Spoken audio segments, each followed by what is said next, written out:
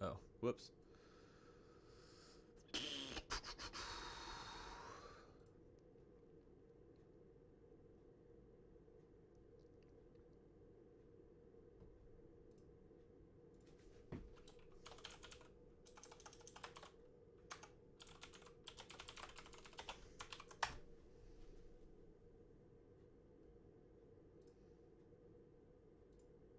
Oh, shit. 23 through 27? How's my sound work?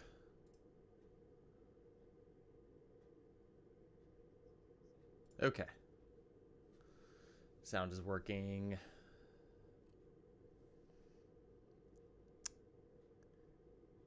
Huh, let me...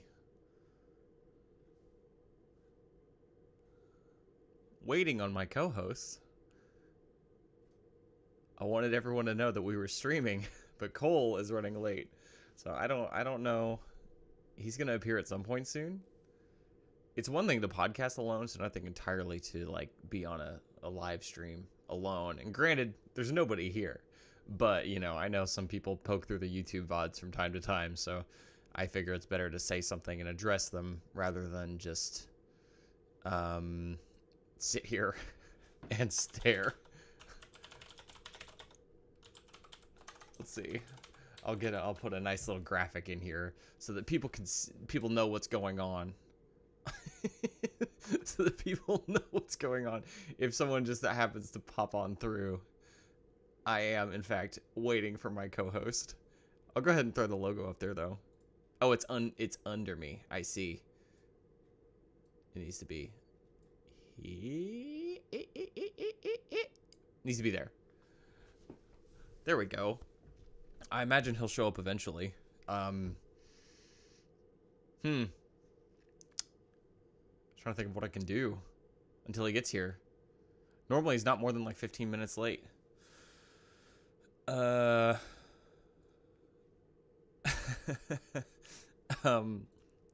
shouldn't have started streaming yet. I just want everyone to know we're not running. We're doing it.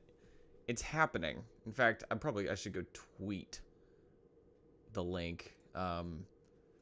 Even though, as far as I'm concerned, Twitter is as good as dead. Oh, I'm not signed in. Chill. Chill. Oh.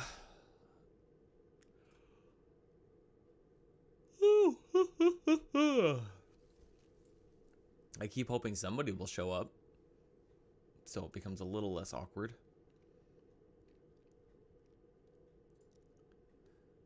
Wish I had a Star Wars game I could boot up really quick. Maybe I do. Let's see what's on Steam. That starts up quickly. Shoot.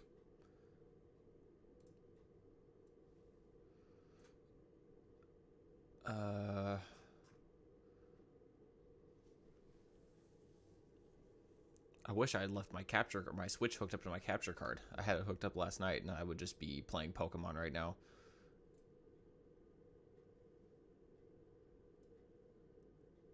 Let's see. Let's try Dark Forces. That boots up pretty quickly. Oh, excuse me.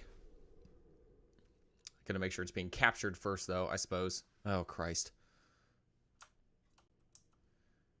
That's what I get for trying to play a game from, like 1995. I have no idea. Huh. Okay. Okay. I need to switch this over to screen capture and hope that works. This goes away. This goes away. I will go away in a moment once I get this set up. Oh, hang on. Will that capture DOSBox properly? I feel like it won't. Let's see. Oh, there it is. Does my window get bigger? Hang on. I'm trapped. Oh my god, where'd my stream go? This is terrible.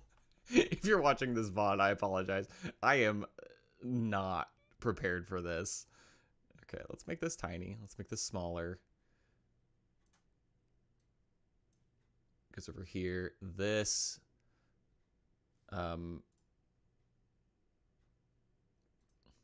let's see. If I begin mission, does the screen get bigger? No. Holy crap, it's loud, though. Okay, that's not what I want.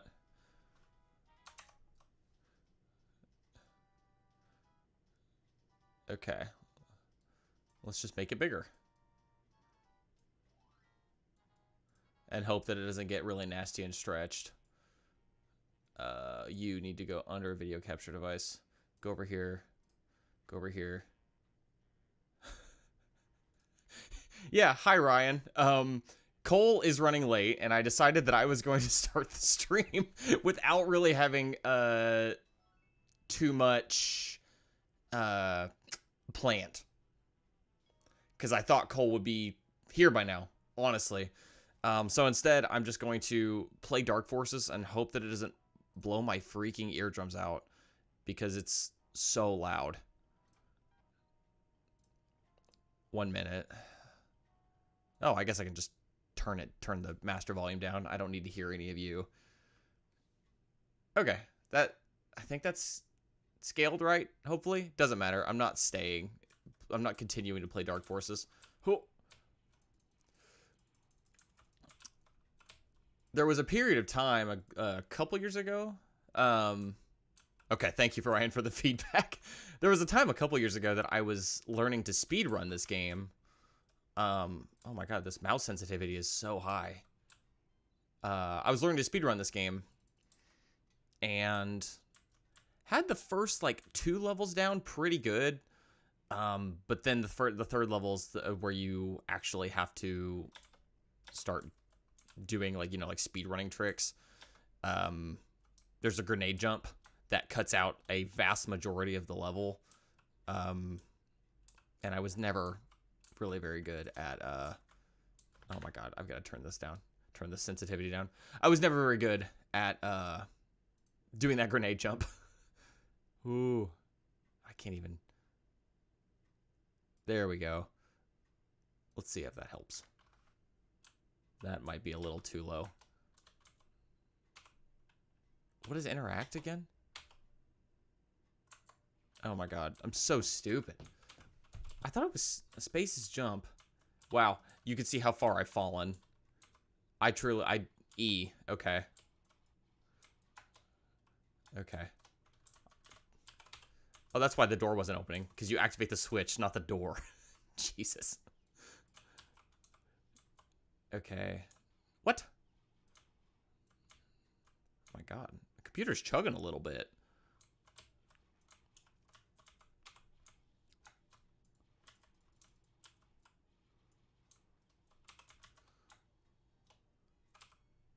Okay. I keep thinking that maybe one day I could get back into speedrunning this. Trying, anyway. I think it's kind of a... I don't want to say a dead game, but I don't think a ton of people are running it right now. So, I mean, now's the time to really swoop in and get some work done, trying to pop out a record. The last one... By the last one, do you mean... Jedi Academy, like for the Xbox, because I get what you mean about it. Look, if that's the case, I get what you mean about it looking different but the same. A very strangely accurate description there.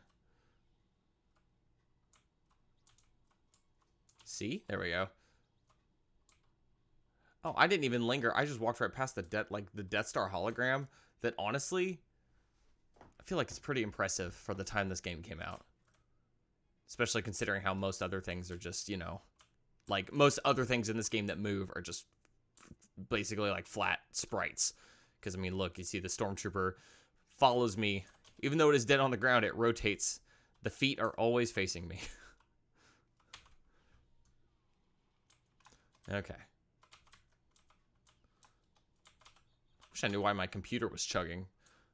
Maybe it's because I'm downloading some things in the background. I've been trolling the originaltrilogy.com forums, and that's all I'm going to say about what it is that I'm downloading in the background.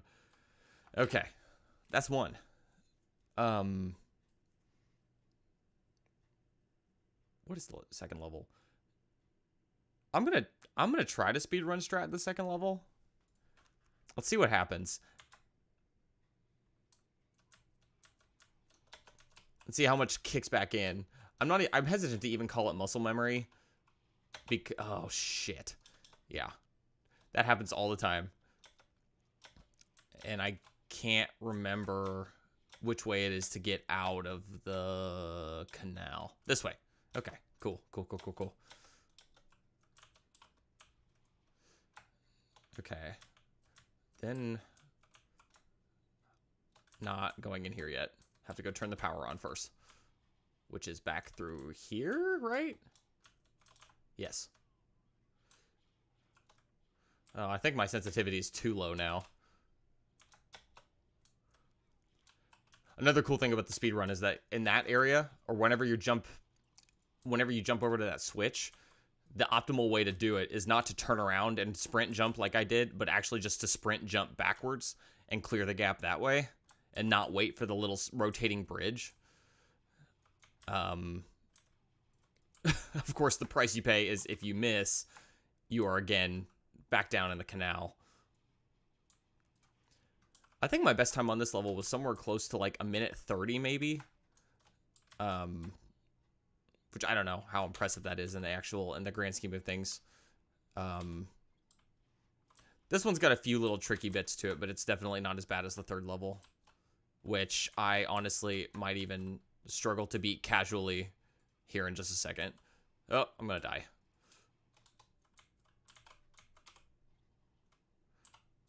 And then what you can do is you can, well, normally you can jump out that window. Oh, I think Cole might have messaged me, unless somebody responded in the Skyhoppers. Unless someone responded to my post about going live in the Discord.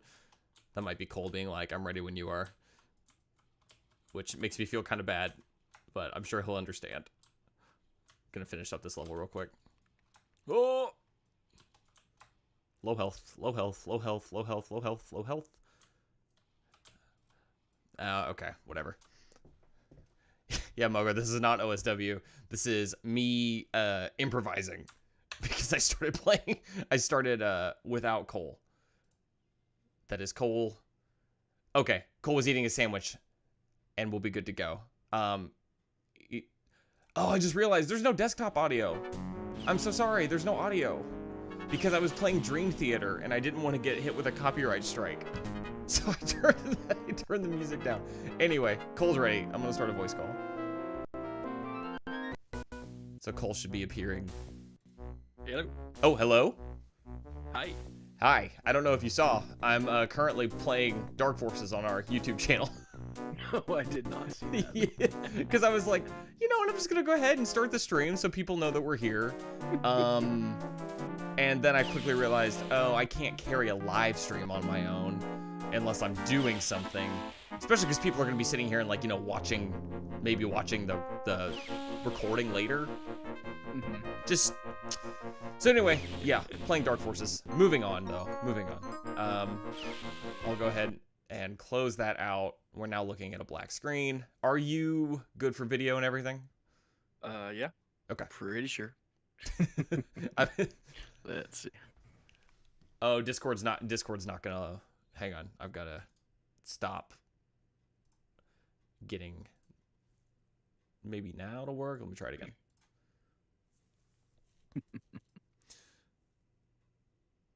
There we go. Okay, pop that out. OBS.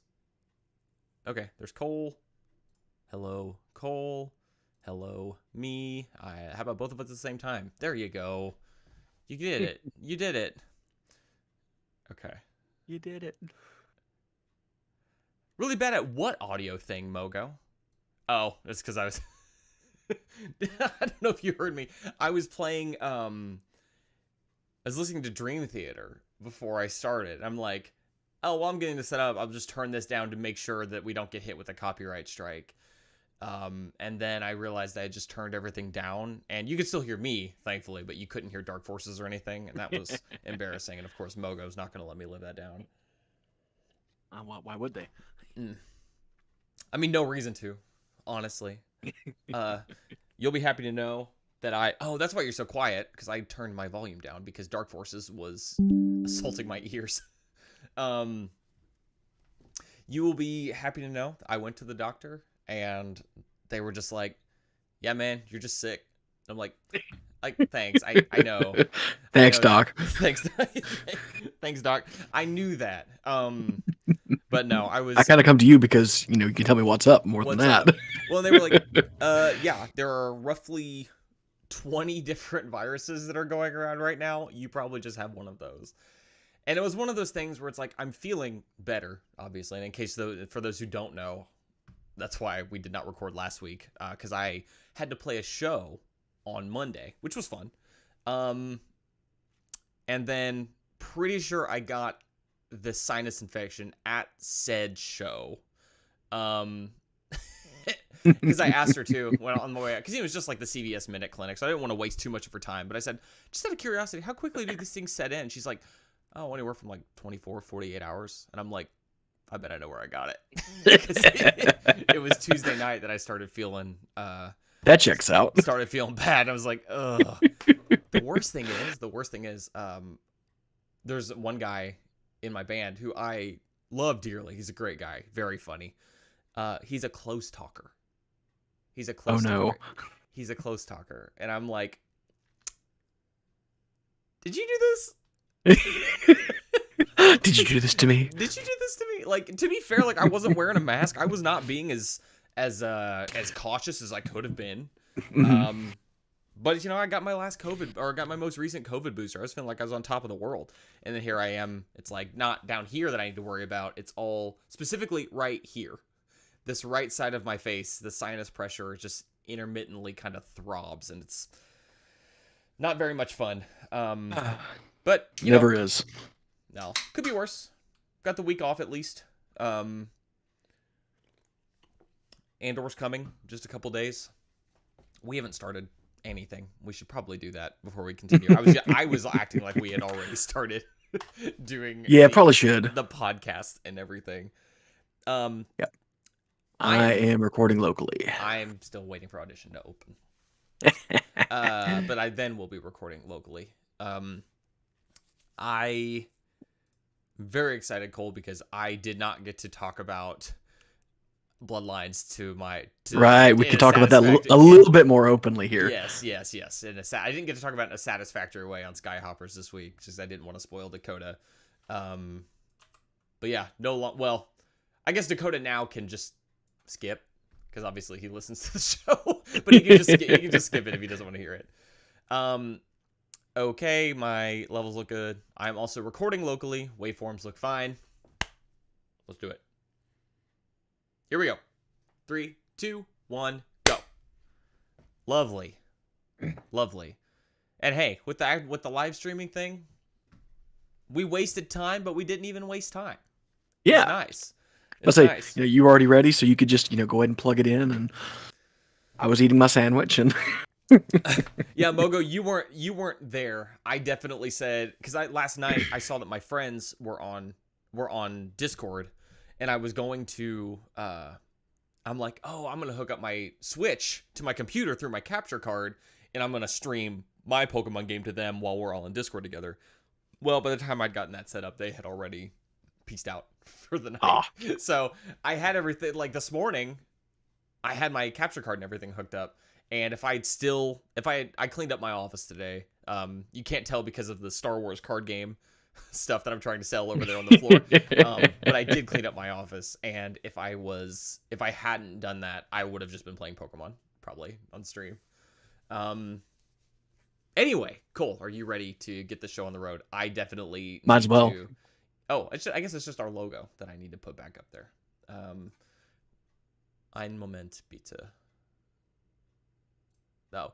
I guess you're not watching the stream too. I don't know if any of you saw this. I I have the stream on like a secondary tab, but I don't have it pulled up No, constantly why? because Why would you? the echoing of even the video is distracting. Well, so you'll be able. You can at least see then. You can see Yeah. what I put.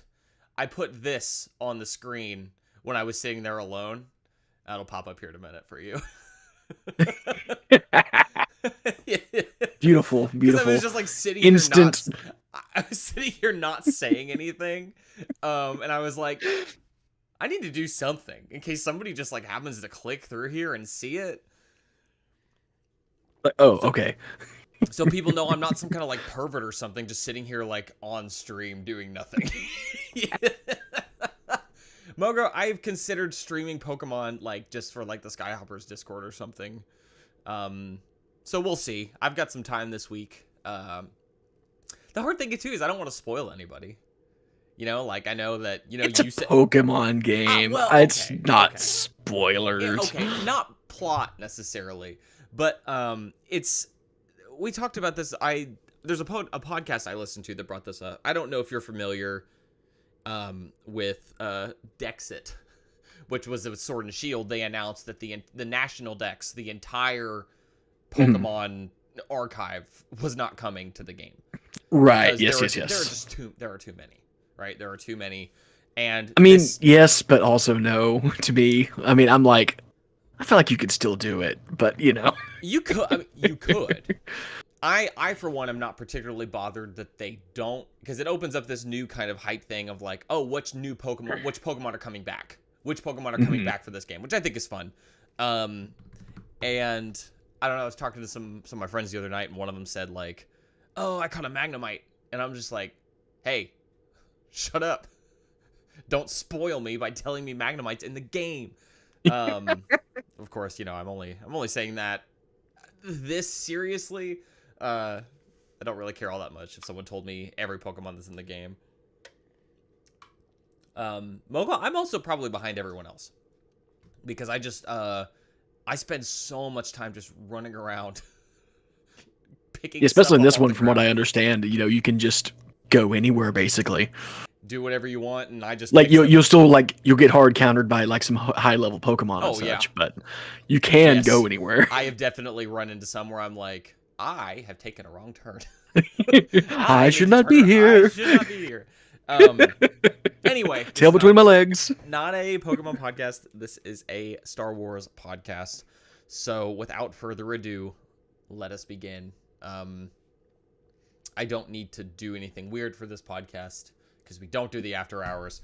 So Nope. I can just say, listen up, library patrons, and welcome back to Obroa-Skai Walkers. I am one of your librarians, Ben, and I am joined by my fellow librarian, Cole. We're back. We are back. I apologize. I had kind of already explained to everybody. I had to play a show on Monday. Forgot to tell Cole, I think, until said Monday. And then caught a virus at said show. And was just, my head was so full of crap on Wednesday, our fallback day, that it was just not happening. So I apologize. That's all on me from last week. But this week, we're back. It happens. I hear through our YouTube comments and as well as some of our own podcast co-hosts, people are having some Darth Bane withdrawal. So I'm Understandable. definitely apologetic, and I'm hoping that this week will give you what it is that you need. And then, Lord willing, next week we'll finish things up. Yes. This book. I will say straight up, I read too many chapters. Remember a couple weeks ago when I didn't read enough? Yeah, This time you I overread. you overcompensated. I did overcompensate. I read too much. And I want to give shout out to Dakota, I believe, in our Discord, who said, I'm definitely going to read it anyway because you will inevitably mention something from it whenever you are recording. And I'm like, you're probably right. But thankfully, it's been so long since I read it, I'm going to go entirely from Cole's notes. And That's why I have notes, is to try to prevent from overreach, because, you know, most of these books we've read before. yes. So it's very easy to get away from yourself talking about it. Now, this is 23 through 27, right? That we're focusing on Yes. right now. And it's 28 through the end for next week. Yes. Cool. Got it. And you've already read 28, I'm assuming. Yeah. As usual, we are live on YouTube. YouTube, not youtube.com/Obroa-Skywalkers. Apologies. You'll just have to search it. You'll find it. Yeah, there's not many. I don't imagine there's many channels called Obroa-Skywalkers. No, probably not. I think you could find it. We got Mogo, and I know Ryan was here earlier, hanging out. Some friends of the show. Nice. And of course, that is for this podcast is completely free. We just do it because why not? We've already started doing it for Skyhoppers. There's no reason to not do it over here as well.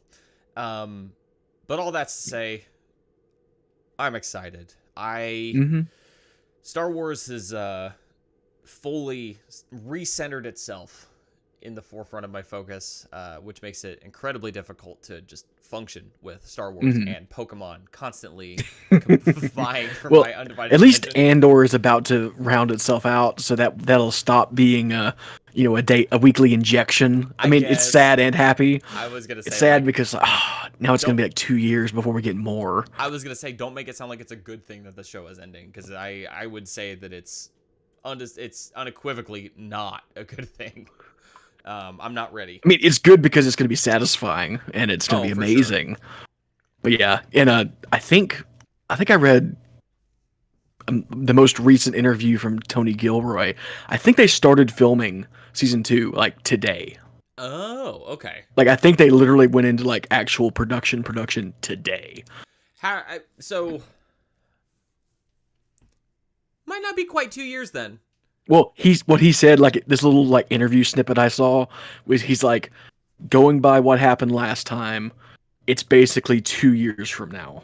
Oh, like that's what he said. Like but what he was saying in the interview was like, it's like the only place you can really speed things up on a thing like this is post-production, and that just costs more money. So he's like, if somebody decides to throw a lot more money at it for some reason, it could happen sooner. We could do it, yeah. But he said they're going to be filming like up until let me look up the exact quote real quick, because it wasn't a long quote.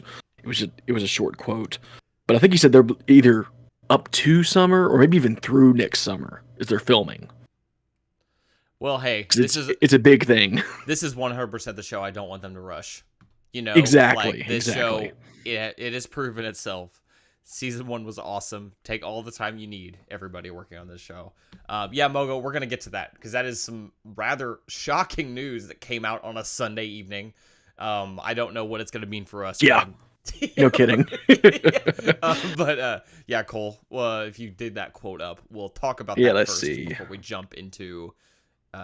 I guess less Star Wars specific news. Shoots till next summer, so okay, through the spring at least. Okay, and like you said, his the exact quote is, "If past is predicate and we do the same thing we did before, it'll be the same schedule. It will come out 2 years later." So we're looking at probably like August, September, 2024. Oh, that makes me want to die. I'll be 31 years old. Jesus Christ. But in the meantime, we're probably going to get Mando Season 3, Ahsoka Season 1, Acolyte Season 1, maybe even Skeleton Crew, maybe. Like, depending on what this production schedule for those are. Right. So we won't be... and Bad Batch. Right. We won't be starving for content, but... We'll just be starving for Andor. Yes, because it's hard, because the show has made itself... I mean, has made such an impact. I think it is incredible. Yeah, it came out swinging so hard. I'm seeing so many people say, talking about that this is like the best Star Wars has ever been, which is what, it's like what people said about Rogue One prior to Andor. It's like, oh, well, the best Star Wars has ever been was Rogue One. And I don't necessarily agree with that, but I think that if we're looking at just objective quality, Andor is not the best platonic ideal of Star Wars, right? But it is potentially the best constructed thing. Yeah, quite possibly. Yeah. But anyway, we talked about Andor on Skyhoppers this week. We actually got some good discussion in on it before Eva, the uninitiated, was able to crash that party. So, Bob Iger Yeah, Bob Iger, like suddenly he's somehow Iger returned. Somehow And Iger returned. like it seems like it was like an sudden and like unexpected ousting of Bob Yeah, Chapek. it does. Came out of nowhere. I read every report I could, in the brief, Yeah, the yeah. brief scan, and no statement from him anywhere Yeah. at all. Uh, I I have truly no speculation, no thoughts. He must have been doing something they didn't like. Is it because what did the official statement said something about like industry change and growth or something. And I'm like, Yeah. what does that mean? Are we talking economic uncertainty? Are we talking like what did they want Bob Iger to bring them through? To lead them through.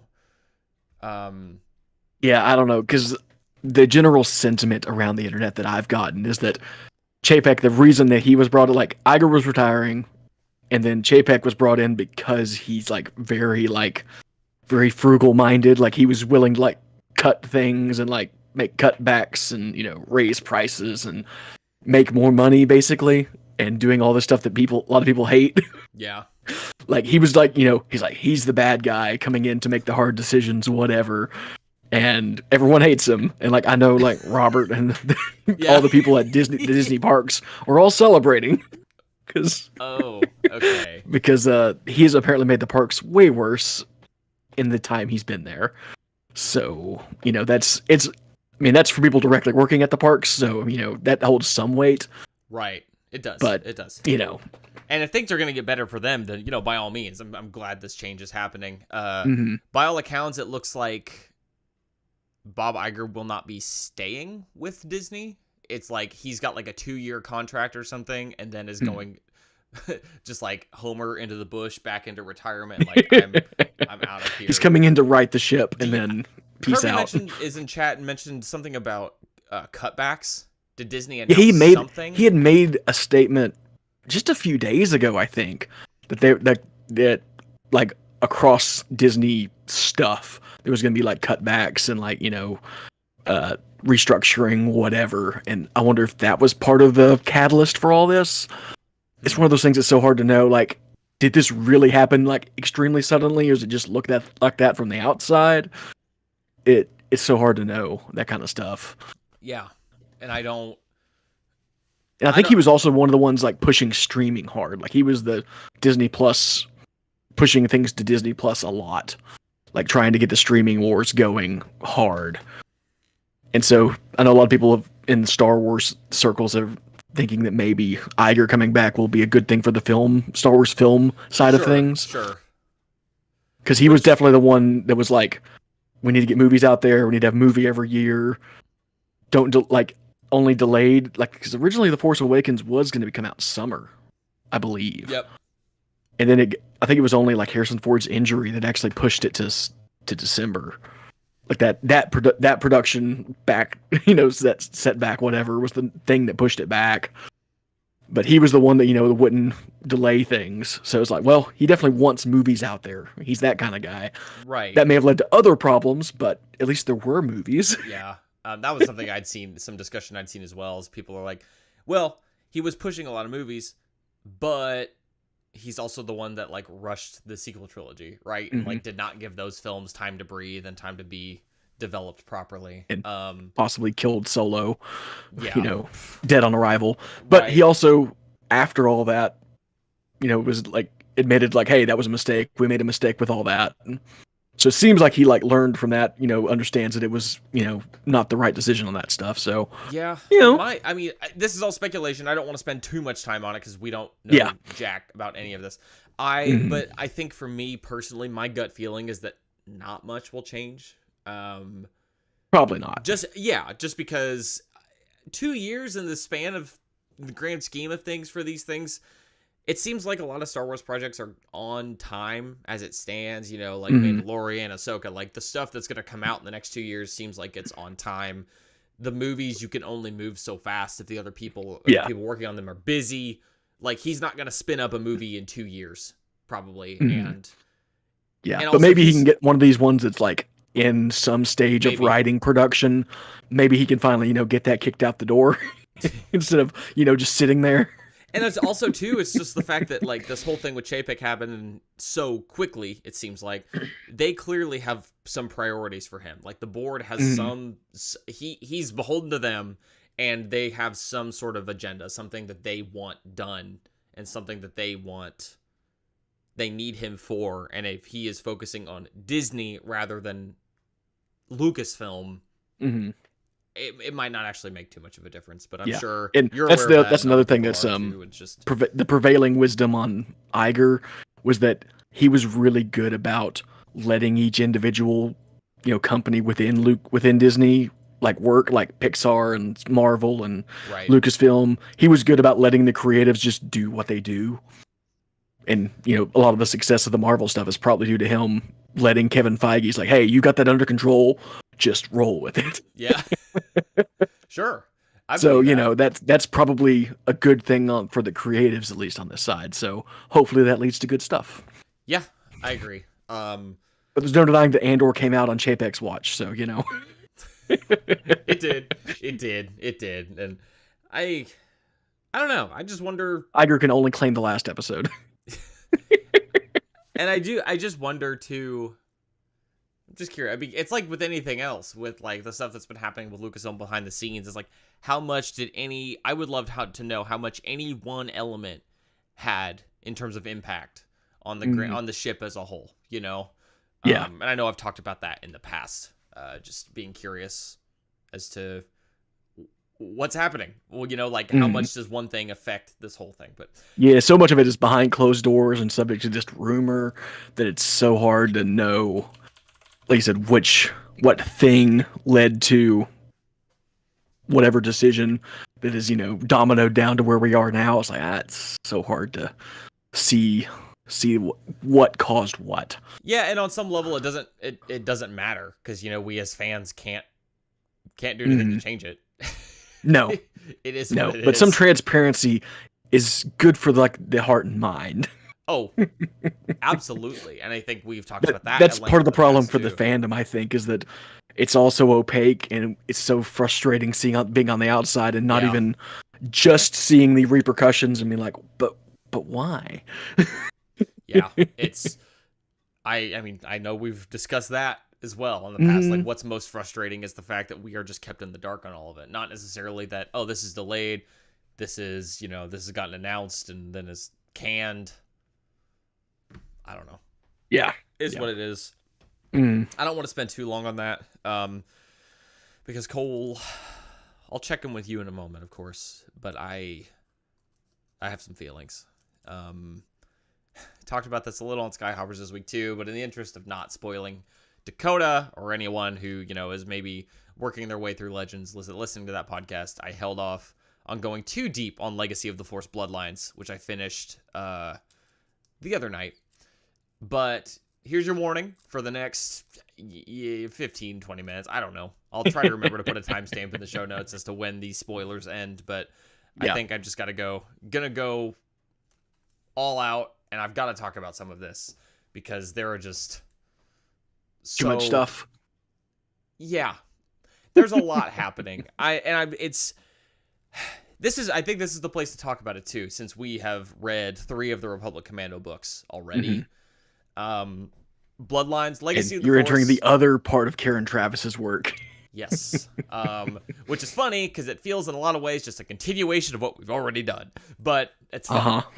With a side helping of Jedi stuff. Yes, with a side helping of Jedi stuff. New Republic stuff. Yes. So, for those who don't know, I think that maybe is even something we could do a little better as a podcast, is people who are listening and don't care about spoilers and don't know where all of this stuff is situated. I think it might be helpful going forward to talk about where this stuff sits in the timeline whenever it comes up. Legacy of the Force takes place, what, 30? 40? 40? 40 ABY, I think. 40 ABY. It's after the Yuzhong Vong War, so after the New Jedi Order, and the Solo twins and their friends, their ilk, are full-grown adults at this point. I think Jason Solo is like actually 30 Yeah, I think something so. like that. Yeah. So they're it's even harder knowing that he's someone I identify with so much, and he's like my age now. Again, he has caught back up Whew. to me. Yeah, it's kind of rough. Full circle, baby. Yeah, it's not, but not in any sort of good way. So yeah, it takes place then, and the galaxy is of course still reeling on some level from the Yuuzhan Vong War, and this all kind of spins out of that in some way. So I want to start by saying that I'm enjoying this thoroughly. Like I picked this book up and I stay up way too late because I can't put it down. Right, like Legacy of the Force so far is really good, really enjoying it. But I do know it has definitely, like, as you get later and later into Legends, the reception on these series starts to get more mixed because things start to get more out there. Characters start to act differently than they had in the past. And of course, I think if you took the time to realize that the Jason Solo from Vector Prime is separated from this Jason Solo by 15 years or something, like, it might make some amount of sense that a character might be different. At least over a decade. Yeah. Yes. Like, these characters have changed a lot. And in the case of Jason Solo, there are 5 years of his life that are unaccounted for. Right? Like, that we really just don't know what he was doing while he was out there learning about the Force. So, all this is to say, some of these characters are acting a little weird. Acting very different than what we would expect from them. But it's not unbelievable. It's one of those, like, oh, this is just very, like, the core of the character remains the same, but and this is one of the bigger spoilers, I guess, the Han Solo just being ready to kill Thraken and just, like,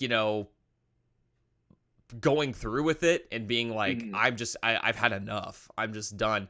There is something that feels very not. Han has killed before, right? Han has killed so many. Han is the one that killed the reborn Emperor Palpatine. Like, Greedo. Han has killed.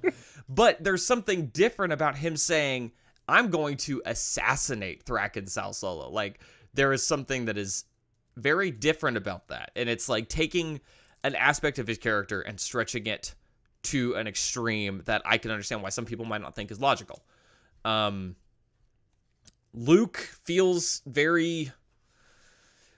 kind of anemic through this book as well, but I can understand that because he doesn't know what to do. He's like trying to side with the Galactic Alliance like he did with the New Republic, but he's just lost. He doesn't know how to navigate that relationship because the Galactic Alliance is in many ways becoming like a second empire under his nephew, who has taken control of the Galactic Alliance Guard, which is basically the KGB for the Galactic Alliance. They're rounding up Corellians and either sending them to camps or sending them home to Corellia on Coruscant. And Jason mentally tortures and then kills Boba Fett's daughter. And doesn't really seem to be too particularly bothered by it, and is really only seemingly upset because Ben Skywalker, his apprentice, sees that and is like, being the good person that he is like, oh, that's not right. And he can't cope with that. But meanwhile, Jason has completely, as far as I'm concerned, Jason's gone off the deep end already. And I think there's a difference between doing what needs to be done. I think we all, as readers, know there's a difference between doing what needs to be done and blowing up a frigate that tried to run a blockade that has now turned around and is really not much of a threat. And of course, he orders Jaina to destroy this ship, and she doesn't do it because she's still good. And she's getting court-martialed. She is removed from duty. And it's like, this is Jaina Solo we're talking about. Like, what? Just the fact that they're willing to do it. The fact that people, it's, to me, it's, and another parallel, I already mentioned Jason kind of being my age, and I'm having to watch him do all these terrible things, but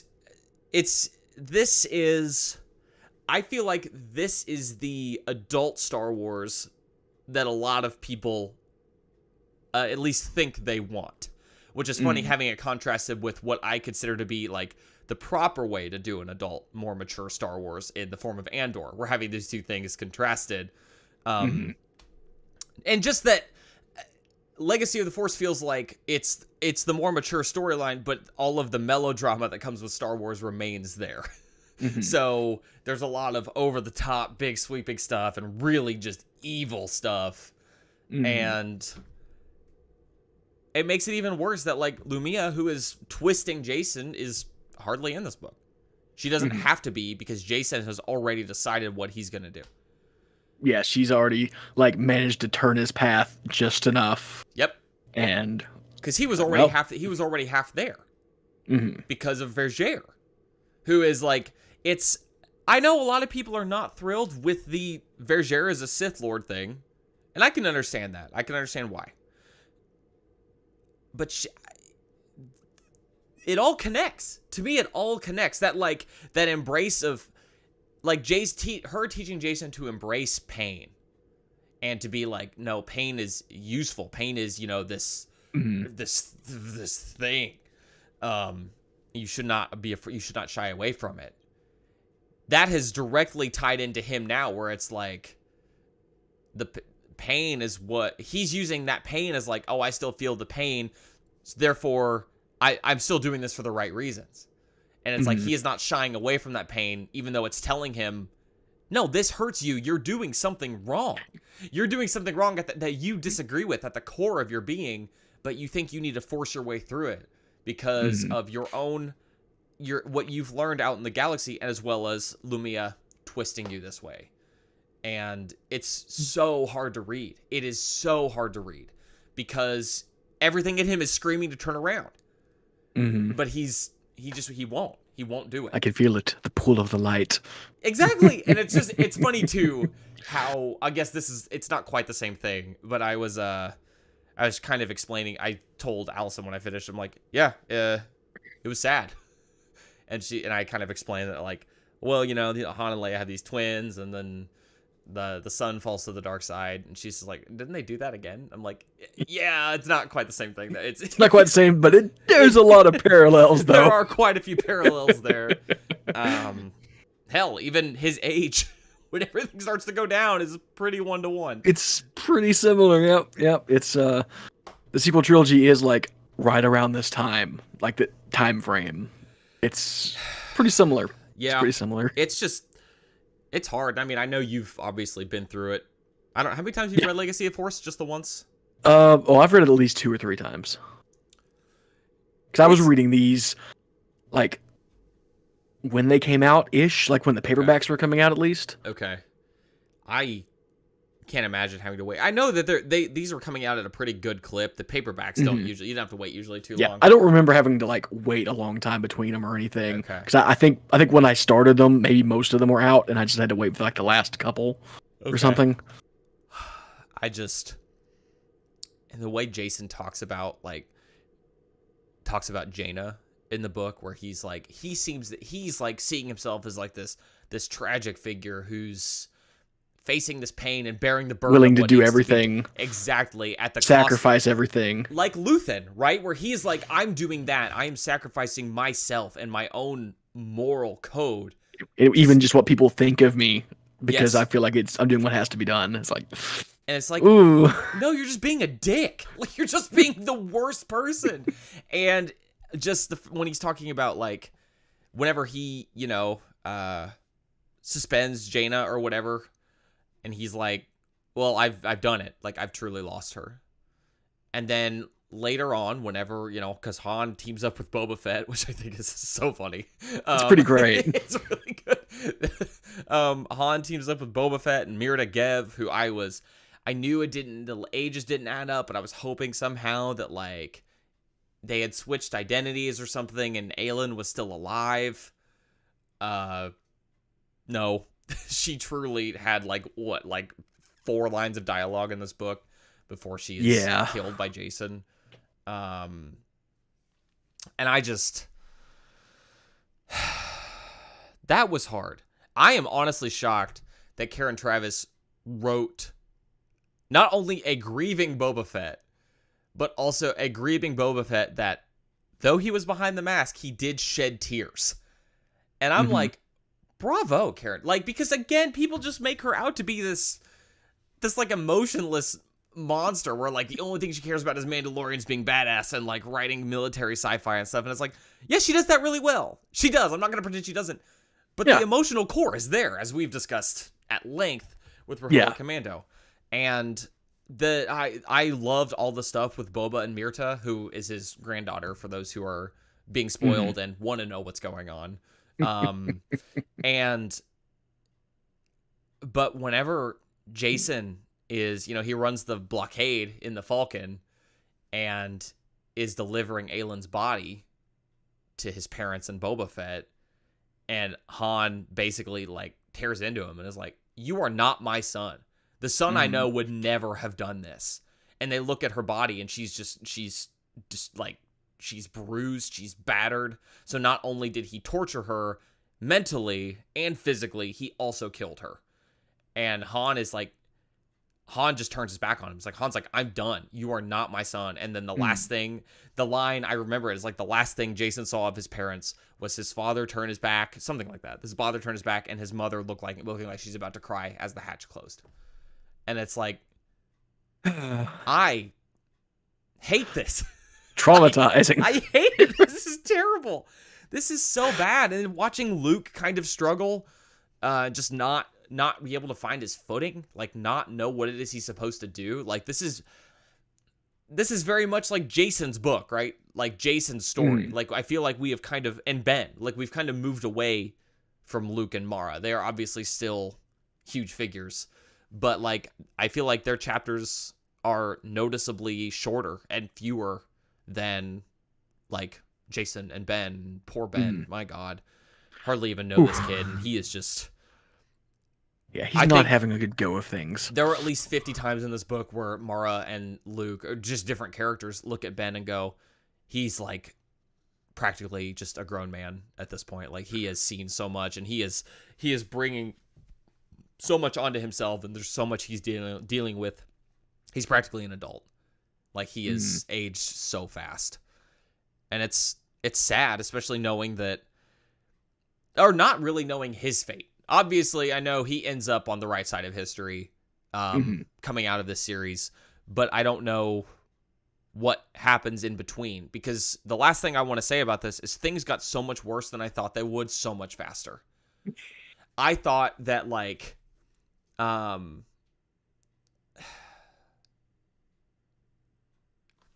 just thought there was more time. I thought there would be more time for Jason. I thought it would happen slower, but the fact is, I think he was primed to fall to the dark side, and he meets Lumia and is like, "Yeah, you make sense. I'm gonna follow. Like, you are the sense that I've not been able to find." It's really just that first book where his descent basically fully happens, and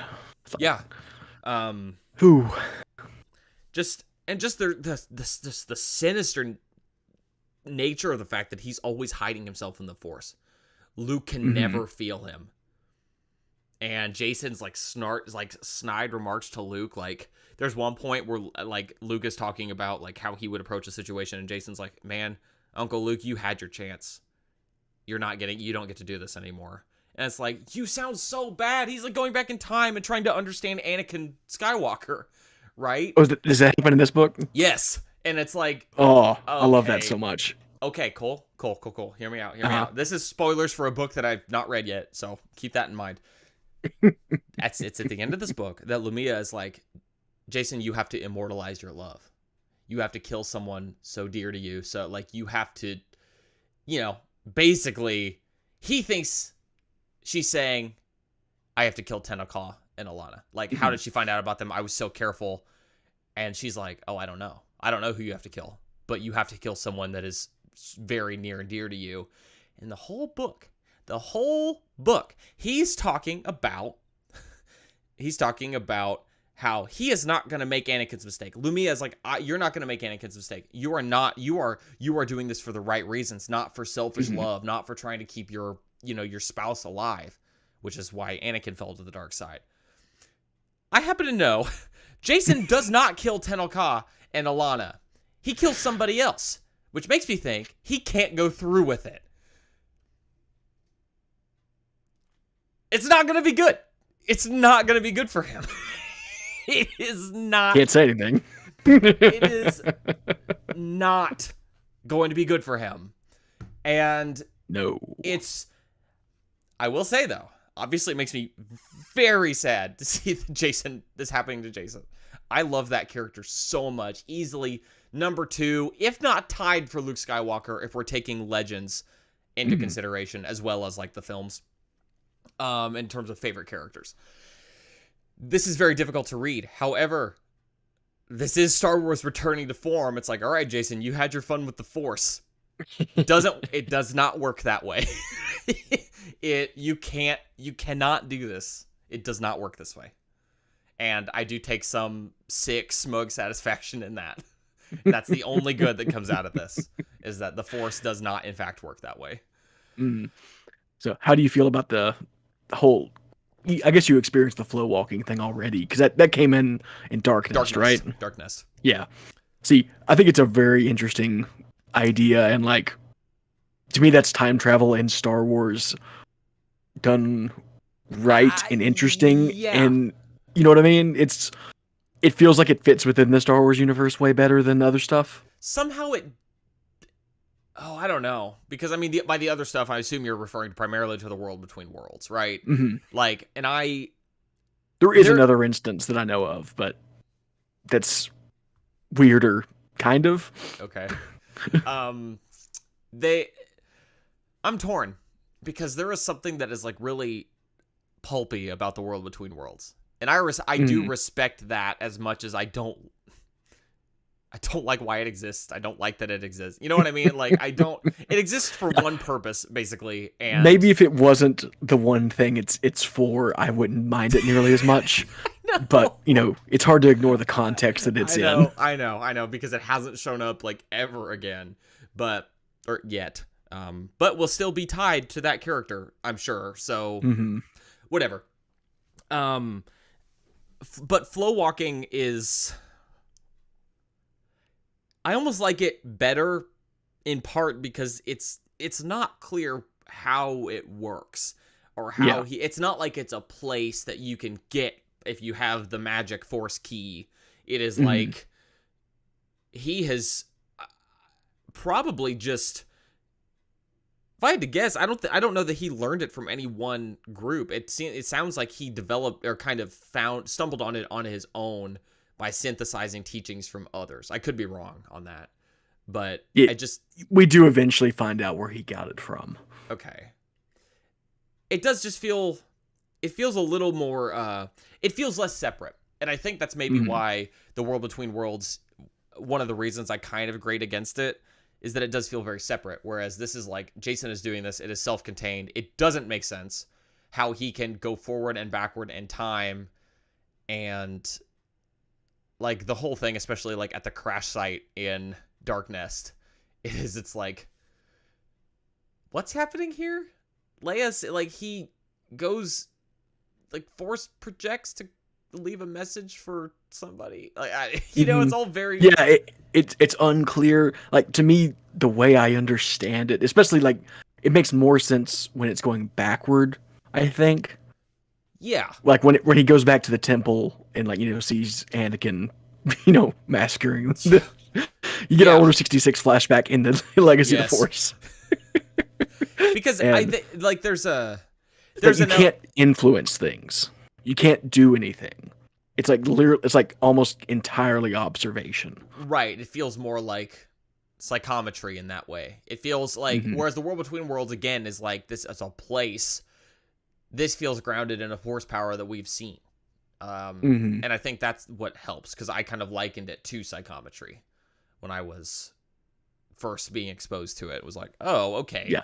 And I think they go into the flow walking thing a little bit more later, because the way they talk about it at some point, it's like if you went back and like tried to interact with somebody or do something, it wouldn't change anything, but the person or whatever you were trying to interact with would suddenly remember you trying to do that.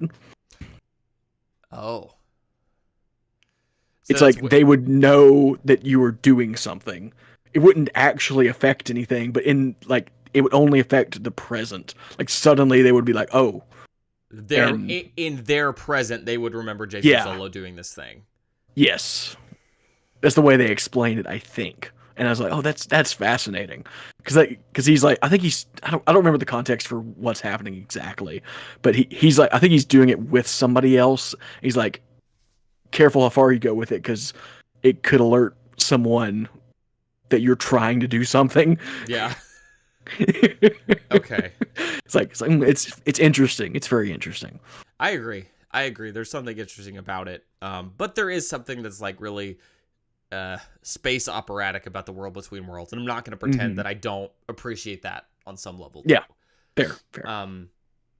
Anyway, I won't linger on Legacy of the Force too much longer.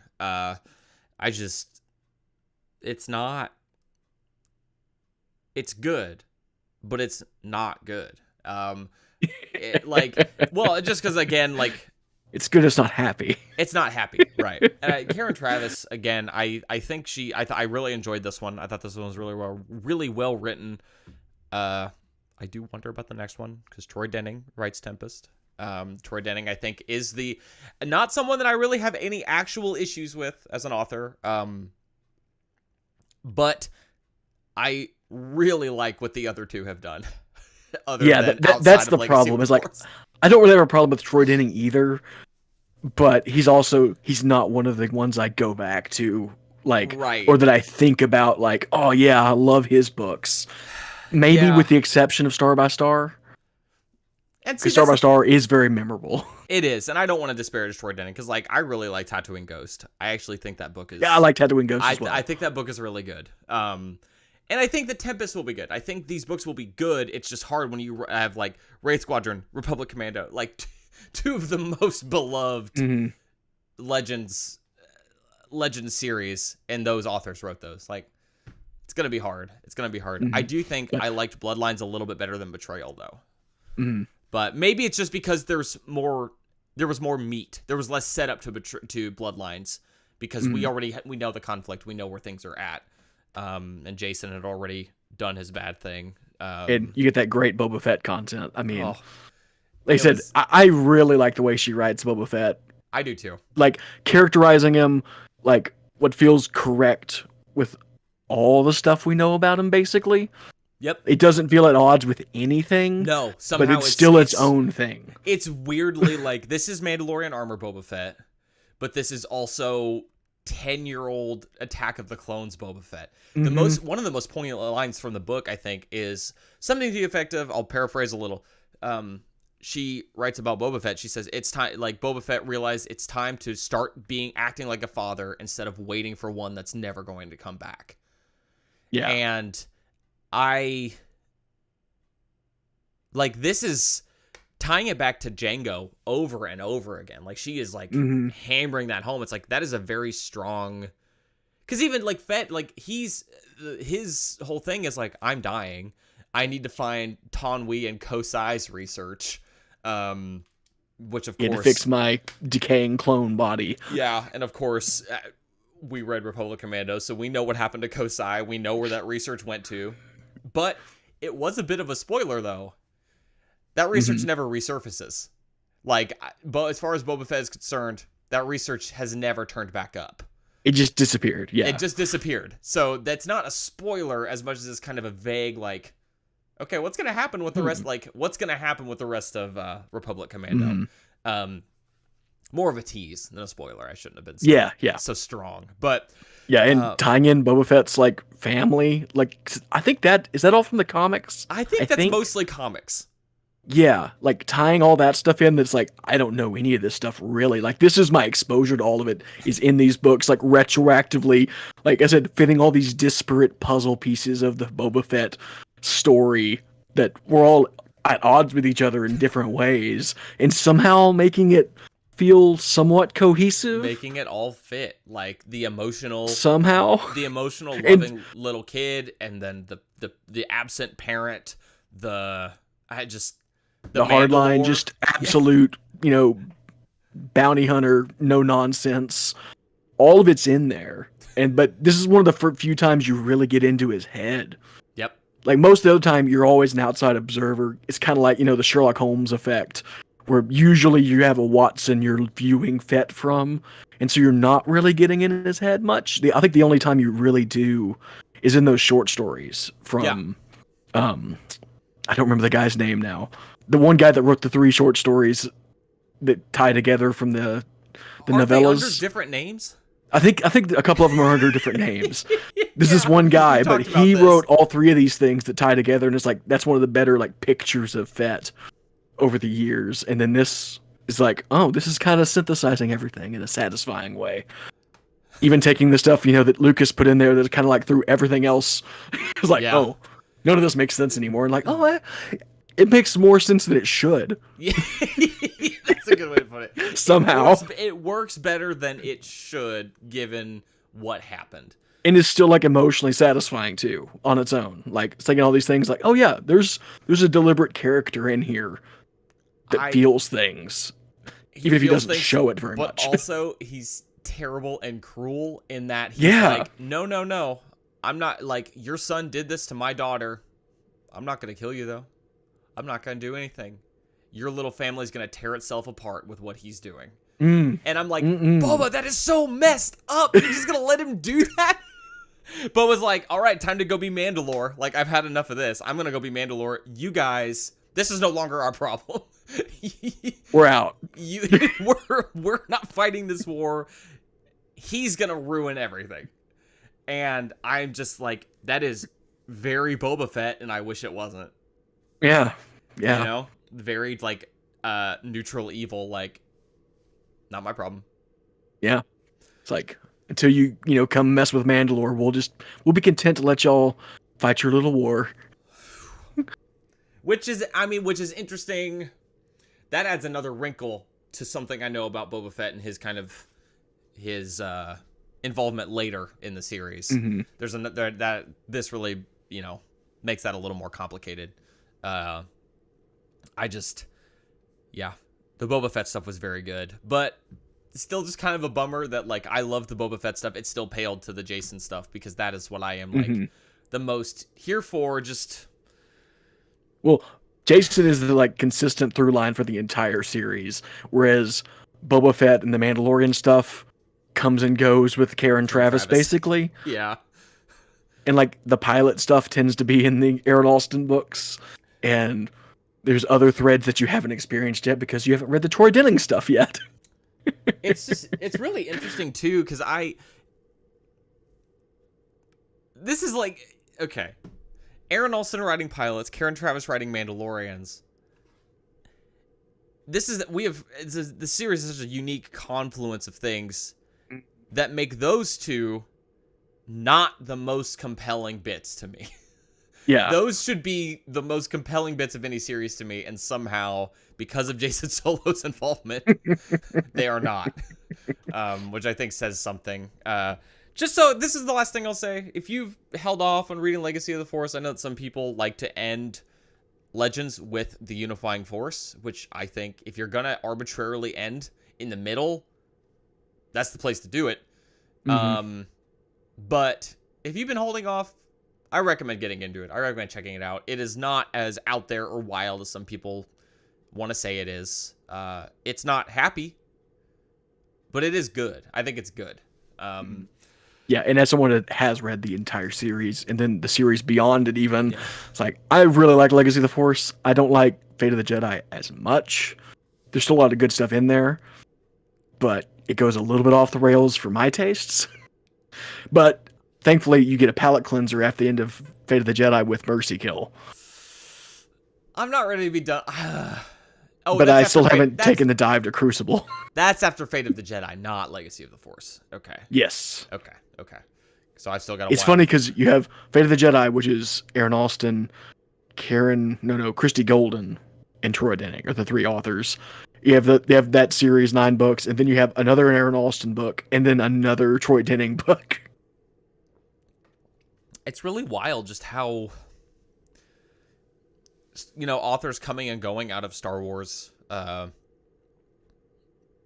over time. It's just interesting to see that. Troy Denning, I kind of feel like was, people call it the Denningverse. I feel like he was kind of the Dave Filoni of Legends there for a while. Just kind of Yeah, he definitely became a singular voice toward the end there. I mean, he wrote 10 books, all post New Jedi Order. Yeah, he just kind of came out of nowhere. Right? Like he wrote Star by Star, and they were like, okay, do Dark Nest. Now you are going to kind of write a lot of the heavy hitters in these next series. And he writes the conclusions to both the next series. Yeah. He's the third dude in the line. It's just interesting. Like, I wonder what it was they saw in him. This is again not to disparage Troy Denning. I think he's a good writer. I just am. Yeah. I think it's probably it's Star by Star. I think they brought him, like, maybe he was part of Del Rey's maybe stable of authors that they brought in, and they brought him in to do Star by Star. And Star by Star is a big important book, and I think people generally really really like it. Like, it's one of the ones. It's one of the high points people talk about the New Jedi Order. I think it's kind of I think at times it's kind of a slog, but the emotional beats are 100% there. Like, it is incredibly. Feeling is heavy, for better or for worse. It's really good. Speaking of New Jedi Order, no, maybe. No, confusing. I'm confusing with Greg Keyes. I want to take a moment to recognize the fact that Greg Bear passed away. Oh yeah, that is sad. I know off the top of my head he wrote Rogue Planet for Star Wars. Yes. Did he write anything else? I don't think so, but let me double check real quick. Rogue Planet. I feel like there's a chance he wrote like a short story or something. Yeah, Rogue Planet was. I am not familiar with him. Otherwise, I know that he was a really celebrated science fiction writer. Yep. Just Rogue Planet. Rogue Planet. That's, you know what? He came in, he made a fantastic mark, and then he said, "Nope, I've done all I want to do." I kind of, like, looking back, I kind of wish he could have done one of the NJO books. Oh, for sure. And I confused him with Greg Keyes. That's why I was like, "There's a Greg. I know there's a Greg." But I know, he wrote for Halo. I think he wrote for a lot of. Yeah, I've read the Halo trilogy he did, and I think that may be the only other thing I've read by him. And the Halo trilogy was a little bit too out there for me, if I'm being real. It's the Forerunner one, isn't it? It's the Forerunner one, so it is, like, extremely out there. There is some cool stuff in there, and like some wild idea stuff. So, it's pretty interesting, but it was a little bit much for me. But Rogue Planet, I think, is really great. Rogue Planet is really good. Quietly one of the better books, I think, of the prequel era in Legends. And it's a really smart, good tie into the New Jedi Order. It is. That ties the prequels to that in a satisfying way. No, and I just want to just not let that go by, because he's a very well respected author. And I just think he had several like pretty high profile deaths here in the last couple of days, last week or so. Had Kevin Conroy. Yeah, I thought of you whenever I saw that, because I just think makes of me you so as sad. The Batman fan. Yeah, he's definitely like. He's one of the definitive voices of Batman. Yeah, without a doubt. Absolutely. Like the animated series, so many of the other animated movies, the games. Like, he is just so iconic in so many ways. That's really sad. And then that was sad. Even more recently, Jason David Frank. Yes. Power Rangers, Green Ranger, the Green Ranger, White Ranger. Like, he's like a whole team of Rangers by himself over the years. He is. Yeah. So that's really sad to lose. It's like all this '90s. Like, icons. I know, sad times to be a geek. I mean, I grew up with Power Rangers. I grew up watching. I did watch the Batman animated series too. Kind of fell off, unlike you, but I mean, I haven't watched all the Batman animated series. I'm being honest. Like, I've seen good bits of it and good bits of Batman Beyond and various animated movies. And I've played the Arkham games, so I've got decent exposure to them, but I definitely haven't seen everything. Yeah, well, but. You always know if you're getting a Kevin Conroy Batman, the Batman's going to be really good. At least the Batman's going to be good. And usually if you got Kevin Conroy Batman, it means you get Mark Hamill Joker too. And the two of them are just, the duo of iconic voice actors for that. They are. So, I mean, I didn't want I'm glad you mentioned those other two. Mm. Mighty Morphin Power Rangers, I think, was always my favorite growing up. See, I completely like I wasn't into Power Rangers until Power Rangers in Space. Power I Rangers missed in out on Space the was good. earlier ones. Power Rangers in Space was good. I think I started getting into them at the tail end of Zeo into Mighty Morphin Power Turbo. Rangers. Well, it's Mighty Morphin, Zeo, then Turbo. Is it? Oh, Yeah. okay. The early Mighty 90s, Morphin like, ran for like 3 years, I think. I am just barely a 90s kid, so you'll have to forgive me. Like, No, it's fine. It's fine. Like, the thing is, I was really too young for Mighty Morphin Power Rangers. Like, it started in '93, okay. so I was literally 2. You know, probably wasn't even around quite yet by that point. But in space hit me in '98. I was ideal, 7-year-old kid, already in love with Star Wars. I'm like, this is Power Rangers Star Wars. No, Power Rangers in Space was good too. It's just one of those things that I know there's still, a lot of, people didn't really grow out of it and love collecting the toys and stuff. That was just one of those things that I didn't stick with, but still have kind of a soft spot for just how goofy. Yeah. Not even realizing that, like, I've since learned that, all the action scenes were the original, at least for the ones that were produced in Japan. It's still like that. It is. They still just reuse the action scenes. Actually, I think there is something interesting like Power Rangers news. I keep up like very loosely with what's going on in the Power Rangers just because. Yeah, you can't not. I think because it's all kind of connected these days. Yeah, it is. But yeah, all through the years, like they've always been using the Sentai footage for the action stuff. Like I think over the years they've done more original stuff because they always have the costumes and everything. Like they have the stuff. Sure. So they can make original stuff as needed, but they try to use as much of the action stuff because it saves them money. That's the whole point. Yeah. But the newest season that's coming out next year, I believe, is actually like entirely going to be original. Like they've made their own suits. I say all original. I think they're using the Zord stuff from one of the Sentai, but the Ranger stuff is going to be entirely original for the first time, which is kind of wild. It is. And they're also next year separate from the series, or at least maybe tying into the series. I don't know how. There's going to be a Mighty Morphin like special with all the original actor or most of the original actors back because it's the 30th anniversary. Oh, that's fun. Like I said, 93. It's 2023. It's like, it's 30th anniversary. They're going to bring everyone back that they can. Phew. It's like a special like one-off episode movie thing, I think. Yeah, Mogo so said, I'll probably end up checking that out just because. Yeah, right. It's gonna be on Netflix because Netflix has Power Rangers now. Oh, okay. So it'll be around. It'll be easy to find. I won't even have to look that hard for it. Mogo says he was born in Lost 95 Galaxy. And Lost Galaxy. That was the one following in space. Grew up with Mighty Morphin tapes and toys in the movie, and Tommy becoming the White Ranger was the coolest thing to me. I agree. I personally was a fan of the Green Ranger, but. It's all pretty cool. I think. Oh yeah, it's all cool. The Red Ranger. Red's my favorite color. So he was always very cool to me. But because Tommy was the Red Ranger in Zero, I believe. Yes, I think he was. Like I said, he started green, then went white, then went red, and then I know he's been black at some point too. Ooh, that Zeo Black Ranger. I don't remember who that was. I don't know either. It's one of those ones I know only by the costume. Oh no, we've gone too far. We've gone too far off the edge. Is it Gold Ranger? I think it's a black suit, but I think they call it the Gold Ranger. The Gold Ranger has is so good. It's a good design. So good. Anyway, this is not the Power Rangers podcast. This is been, I guess, Obroa-Skai Walker's in memoriam. God, those Zeo suits are so cool. They look so dorky, but they're very cool all the same. That's just Power Rangers in a nutshell, man. It's dorky, but it's kind of awesome. But at the same time, you can't help but be like, all right, I see where you're getting at. Mm-hmm. Oh, I remember the Power Rangers Turbo. I forgot the Blue Ranger was the kid, and like we had there was a toy with like spring-loaded legs. So whenever you flipped his head around, he's a kid, you flipped his legs stretched out too.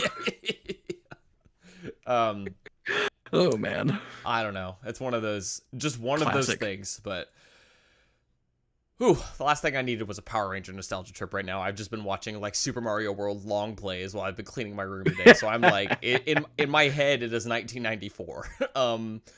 Fair. Anyway, Absolutely fair. I have an article from the archives. If we are ready to Sweet. stop, Let's go back to Star Wars here. not leaving the 90s though. This No. week's article is Dark Eye (parentheses EF-76 Nebulon B escort frigate). Dark Eye was an EF-76 Nebulon B escort frigate in the service of the Galactic Empire. It attempted to reinforce a system patrol squadron above Farfeld 2.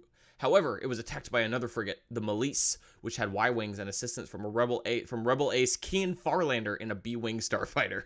The Dark Eye was eventually destroyed by the Rebel forces. It appears one time, Star Wars X-Wing Tour of Duty B-wing. So that is an expansion to the original Star Wars X-Wing game from the early 90s. But this article is sourced from X-Wing Collector CD-ROM, the official strategy guide. Nice. Oh, what a game. Not a ton to talk about here. I do love that Kian Farlander is one of those really interesting characters that I know we've talked about in the past. It's like, oh, okay, so you're a rebel ace and also later a general who just turned down becoming a Jedi. like what? Okay. I just remember I was shocked when he showed up in the Unifying Force. I was like, Kian Farlander, what are you doing here? What? And see, I probably didn't even notice him whenever I read it at the time, honestly, because my exposure to him is so limited. Yeah, Kian Farlander is the player character in X-Wing, for those who don't know. But X-Wing is one of those games that I know I've talked about this before. Probably I need to go back and like play and finish. It's just so hard when a game like X-Wing Alliance exists. X-Wing Alliance is just the peak. It is so good with all with all the graphical updates and stuff, the fan-made stuff that you can add on.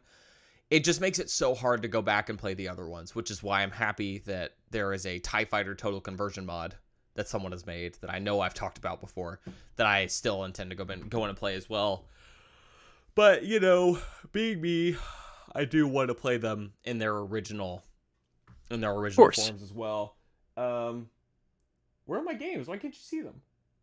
Oh, because they're behind this like Darth Vader and Ahsoka action figure set I've got. They're behind in between the two white comic boxes there. I see.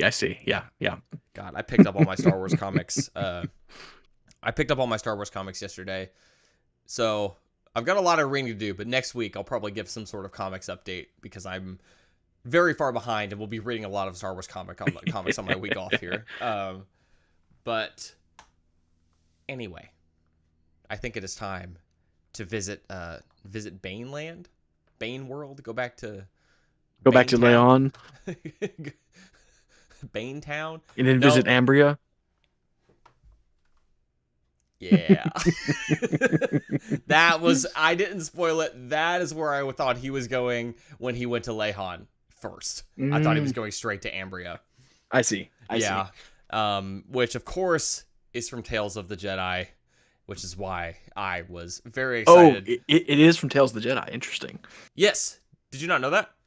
I did not. Yeah, it's from that, and then Master Thawne. He's the big, you've probably seen him. He's the big dinosaur-looking guy from Tales of the Jedi. That's Nobi Sunrider's first master, I guess, her only master. And he's on Ambria. He's the one that is. He at least, I don't know if he did it or if he's just holding all the dark side power into Lake Nath. But the reason that lake is so nasty is because they shoved all the dark side into the lake. Yeah. They mention it briefly in this. Mogo says I didn't realize that was from something. Mogo says which episode of Tales of the Jedi, and I'm going to block him from this chat. You are gone, my friend. Can I time you out temporarily? Put user in timeout. Yeah, you're in timeout for 300 seconds. That's what you get. That's what you get for messing with Ben. For being a nuisance. I will block you from the chat for 5 minutes. Sorry, Mogo. I didn't know it was going to be 5 minutes. If I could undo it, I would. But Ben is not a merciful OMG podcast host. Yeah, sorry. Come watch the stream on YouTube. You probably won't get timed out. Anyway, Cole. But if you want to, you know how to trigger ban. There are so many ways. I'm gonna have to like hire someone to be a mod for the chat, just because I won't be able to watch it and time out everybody that's just trying to make me mad. But as you can see, if you're watching the stream, Cole has assumed the position. I have assumed the position and transitioned to my notes table. With a notes table, so it is time to get moving with chapters 23 through 27 of Path of Destruction. Yep. So, chapter 23, Bane is just absorbing all of the information from the Darth Revan's holocron. He's been there for like days or weeks at this point, just learning. But alas, his time is at an end because the holocron is failing. Yeah, it's like, hey man, you can't just keep reading me over and over and over again. Eventually, I'm gonna tear apart. So that VHS that you played one too many times. You played one too many times. That's really starting to wear out. You got the scan lines at the top. It's not good. It's not good. But thankfully, he's learned basically everything he's got to learn. And it seems like it's in its final lessons. It seems to know it's going out, so it's giving him really important stuff. And he's basically like, hey, the nature of the dark side is, all about you. It's the singular thing. It's all about selfishness and everything. So it's like, so spreading the dark side power around is just a recipe for disaster. And basically just gives Bane the exact seeds he needs for the rule of two, which he will create in these chapters.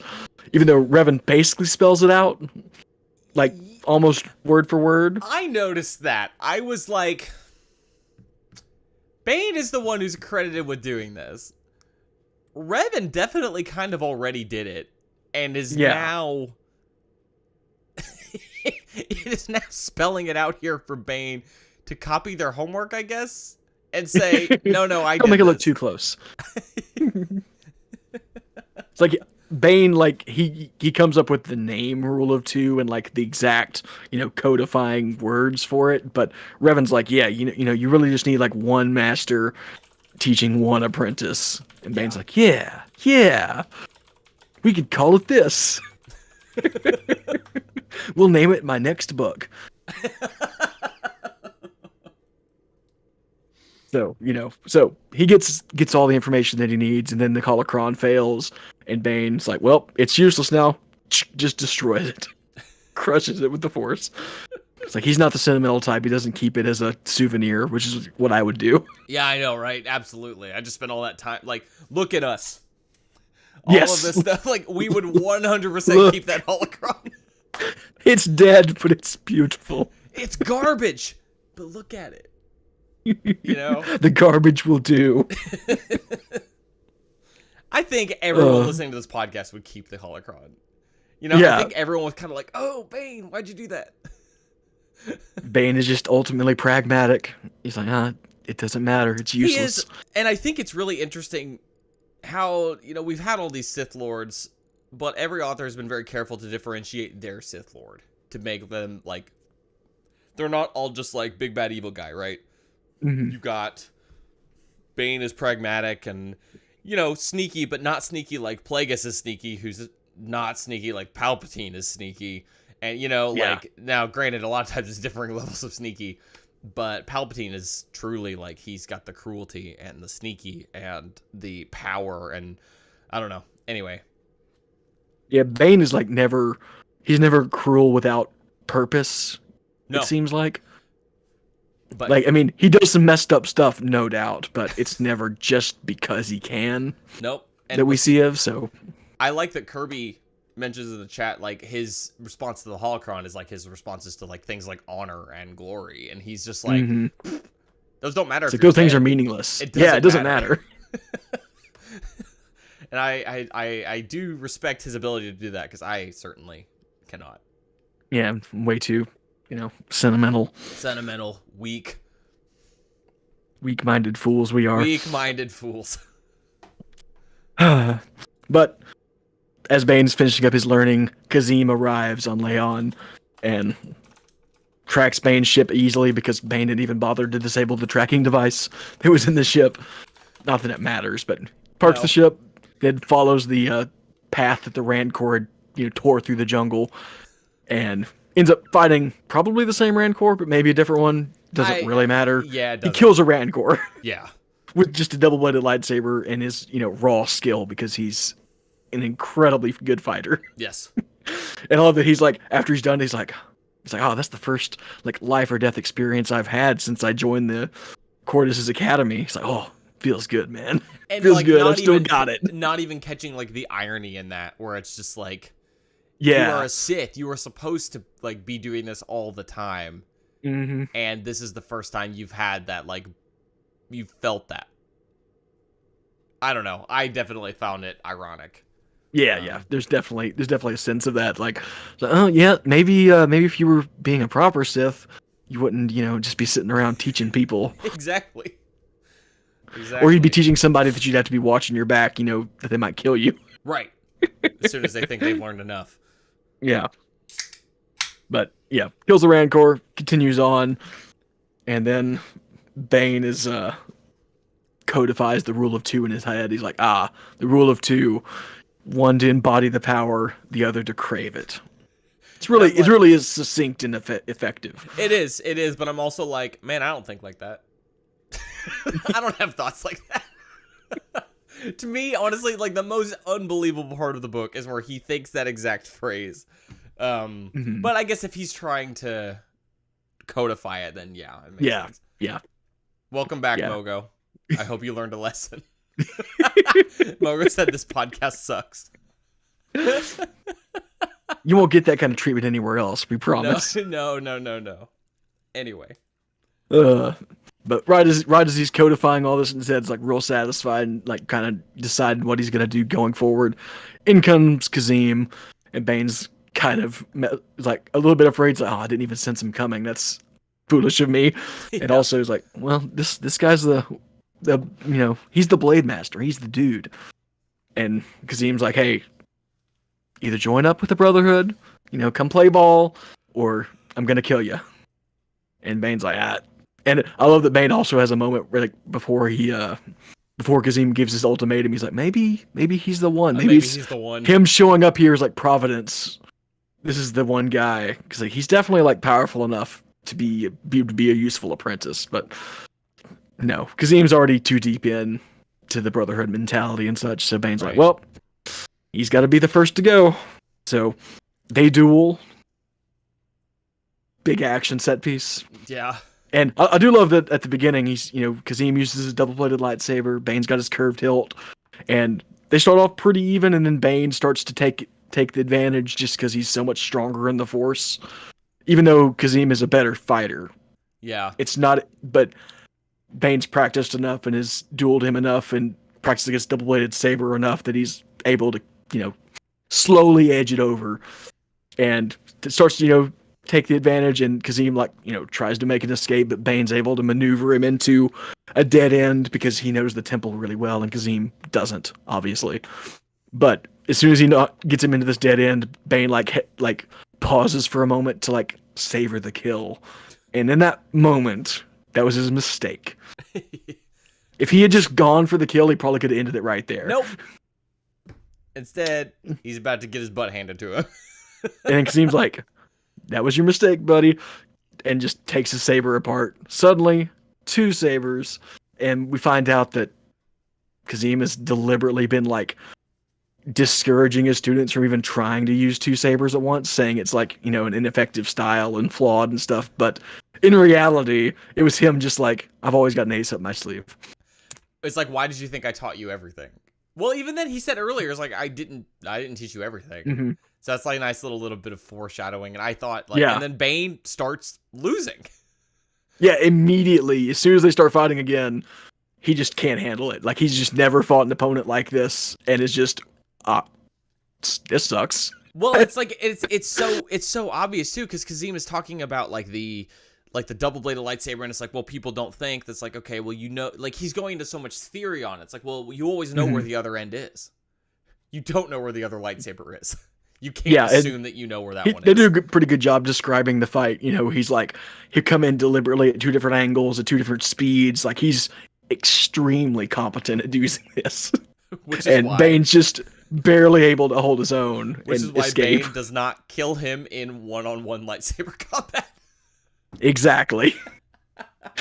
You don't go blade to blade with the Blade Master. No. It's just not what you do. No. But Bane is able to navigate himself to the exit, and even though he gets knocked down the stairs pretty badly, and he's at the base of the temple now, battered, and Kazim's on the top of the stairs. Now he has his moment to, gloat that it's over, and Bane just destroys the temple. I was gonna say, like, yeah, cool, it's all well and good. You're the better duelist.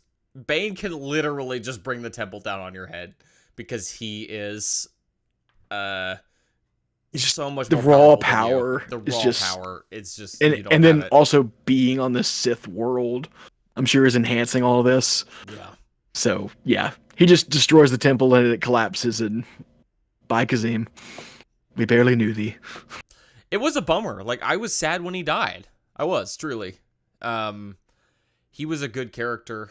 And then I didn't want it to end this way. But of course, everyone is like, as soon as they said Kazim after him, it's like, well, okay, Bane has 2 more books. Kazim. There went Kazim. Yeah, like, it's over. He's not coming back.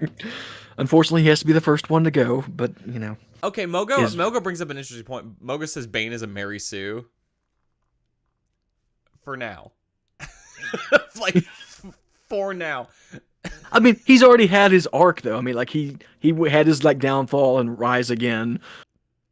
The whole point of a Mary Sue is, like, they have no flaws, they never make any mistakes. Right, Bane has made his mistakes, and he does, and I think what's cool about these books is we do get to see him be a badass for, like, 2.5 books. Like that, like the power fantasy is like, I've talked about that before, is a large part of, think of why people like these books, because there's so much crazy stuff that Bane does, and it only gets crazier. Like, they're over the top, they're insane, but he's not perfect, as we'll learn, as you probably all already know. He is not perfect. Nope, he is definitely not. So, chapter 24. Bane returns to his ship and starts, plotting the destruction of this Brotherhood of the Sith, because he's gotta clean the slate so they can start over. So he's like, well, so I've got to knock them all out, and then I've got to find myself an apprentice, someone who's worthy. He's hoping maybe Githany will be the one. He still has a glimmer of hope. Well, and it's hard too, because part of you is like, part of me reading it was like, well, okay, Bane, you just want her to be the one because she's hot. But also, like, she has the skills to back it up. Like, it's not unrealistic that she could be the apprentice.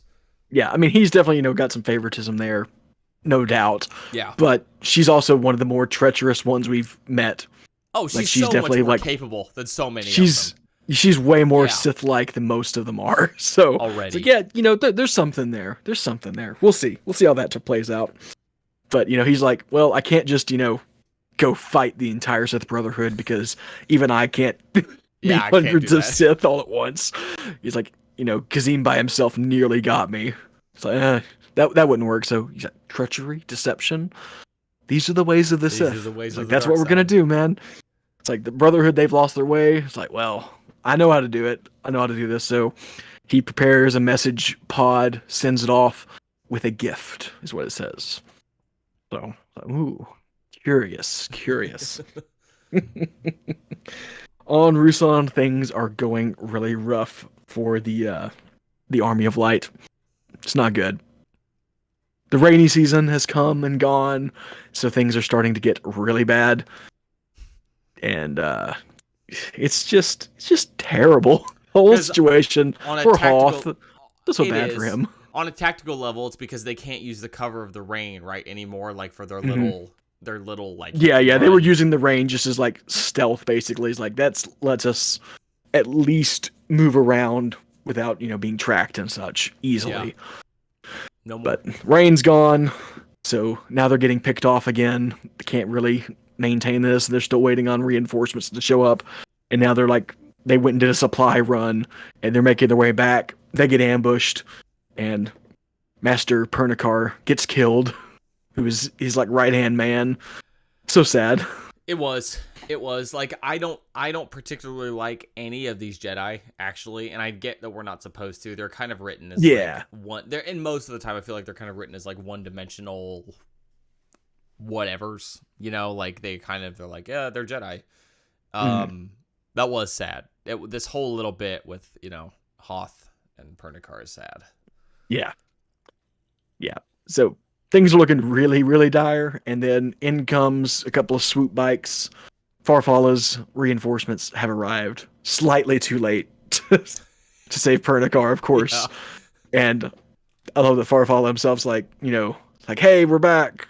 I have reinforcements, and Hoth so much in grief and just suffused in this war so badly and how bad things have gone. He can't even like accept reinforcements. He's like, you're too late. It's gone. Yeah. You've been gone for so long. We've lost so much. Y'all don't even know. So just go. I don't even care. And Farfalla's like, well, I can see that you're really deep in this obsession. You're going through it. Yeah, you're going through it, and I'm really afraid that you're probably like going dark, basically. Yeah. So yeah, we'll just go. I won't push you. Clearly, you don't want us here, so we'll just go. Oh, it's bad. It's really bad. And I mean, I think Drew Karpyshyn does a good job of kind of really speaking to the hopelessness of the situation. Like, yeah, it's hard to read. Like, it's dramatic, sure, but also it's like it's hard to read. It's very like he's at the end of his rope, like completely. And I just it's difficult. It's difficult. Yeah. And then we head over to the Sith camp, and Githany's reporting to Lord Khan, and he's like, yep, we just took out some more Jedi, things are going pretty well. And Khan is like, Khan's also going through it in a weird way. I really like this passage in here about him, like, he's like, all these sleepless nights just like pacing and wondering about stuff, and like the paradox of like the Sith being all united and the Jedi being fractured. He's like, what's even happening? It feels like everything's like gone backwards. Like we're all like mixing in the middle of this war. Neither one of us is really what we're supposed to be. I didn't like that. The word gray definitely comes up, and I'm like, gray. He's like, and called them all like soldiers of like the twilight. Yeah, in the middle. Like, I knew what he meant though. Like, it's clear what he means. Yeah, it is interesting. It's like it's funny that he's like having this like almost existential crisis about it. He's like, are we even still Sith anymore? Are we still Sith? Yeah, and it's like, you know what, Khan? No, you're not. Really, no. Bane voice. No. No. You are absolutely not. You left that behind a long time ago. And of course, on top of all this, they've received Bane's message. And he plays it for Githany, and it's Bane's like, hey, so I killed Kazim, but now I'm like, I feel really lost and confused, so I really think I should join the Brotherhood and try to make up for Kazim's death in some way. So, here's some coordinates to meet me at, hopefully you'll accept me. And Khan's like, so, what do you think? And Githany's like, he's weak, he's lost it, like he can't kill without, feeling regret and remorse about it. So he's like, clearly he's lost it. So he's not worth our time. So we should just kill him. And I can do it. Can you? Can you? I'm just like, it's just, it's so hard to watch them so confidently walk into this trap. Yeah. Like, you're all so stupid. But Githany is the one that's like we talked about. It's like she's got that treacherous streak. She does. That kind of has it. She's definitely not as powerful as Bane. No. But she does have already has claws in him in some way. And she says, right. He doesn't trust me, but he wants to trust me. Okay, I bring it back. He wants me. Githany is not stupid. Khan is stupid. Khan is stupid. This guy is walking right into this mess. Khan is like you said, he's on the razor's edge of like completely going crazy. He basically. is, and it's like, and I can't blame him for having to be on and doing battle meditation like 24/7. Like, yeah, he's constantly literally holding the Sith Alliance together with his own bare force powers. Yes. And it's starting to really, really take its toll. You can tell he doesn't sleep anymore. He's just, I don't know. And I think he even mentions when Githany comes in, he's like I've got to be watchful around her because she's already seen me crack once, and I can't let it happen again. If she suspects that it's something that's ongoing, she'd be out of here. It's like, man, he's got problems. He's in a bad way. Yeah. So he's like, okay, Githany, go on, go do it. If you think you can do it, go do it. And she leaves, and then he looks at the other part of Bane's gift, which is a bunch of flimsy with details of a ritual called the Thought Bomb. This dark side super weapon, basically, that would, let them end the war basically instantly if they did it.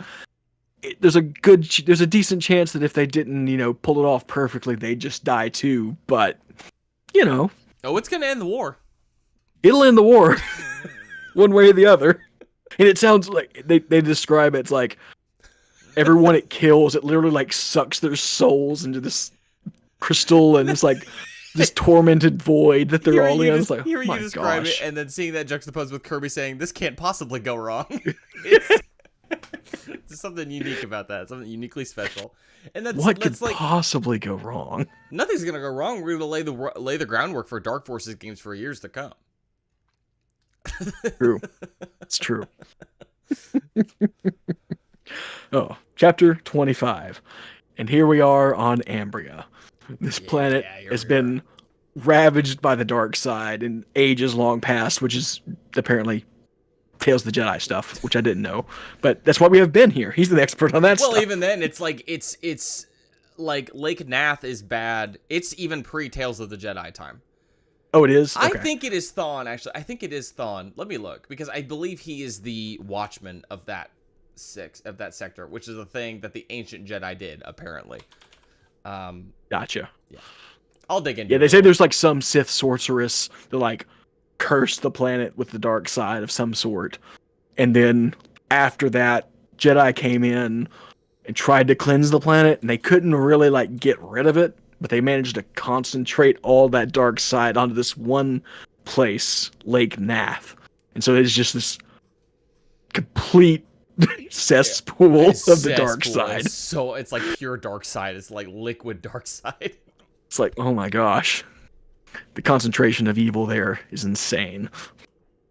But sounds like a great place to camp out if you're a Sith, because that's what Bane does. He just camps on the lake shore. Yeah.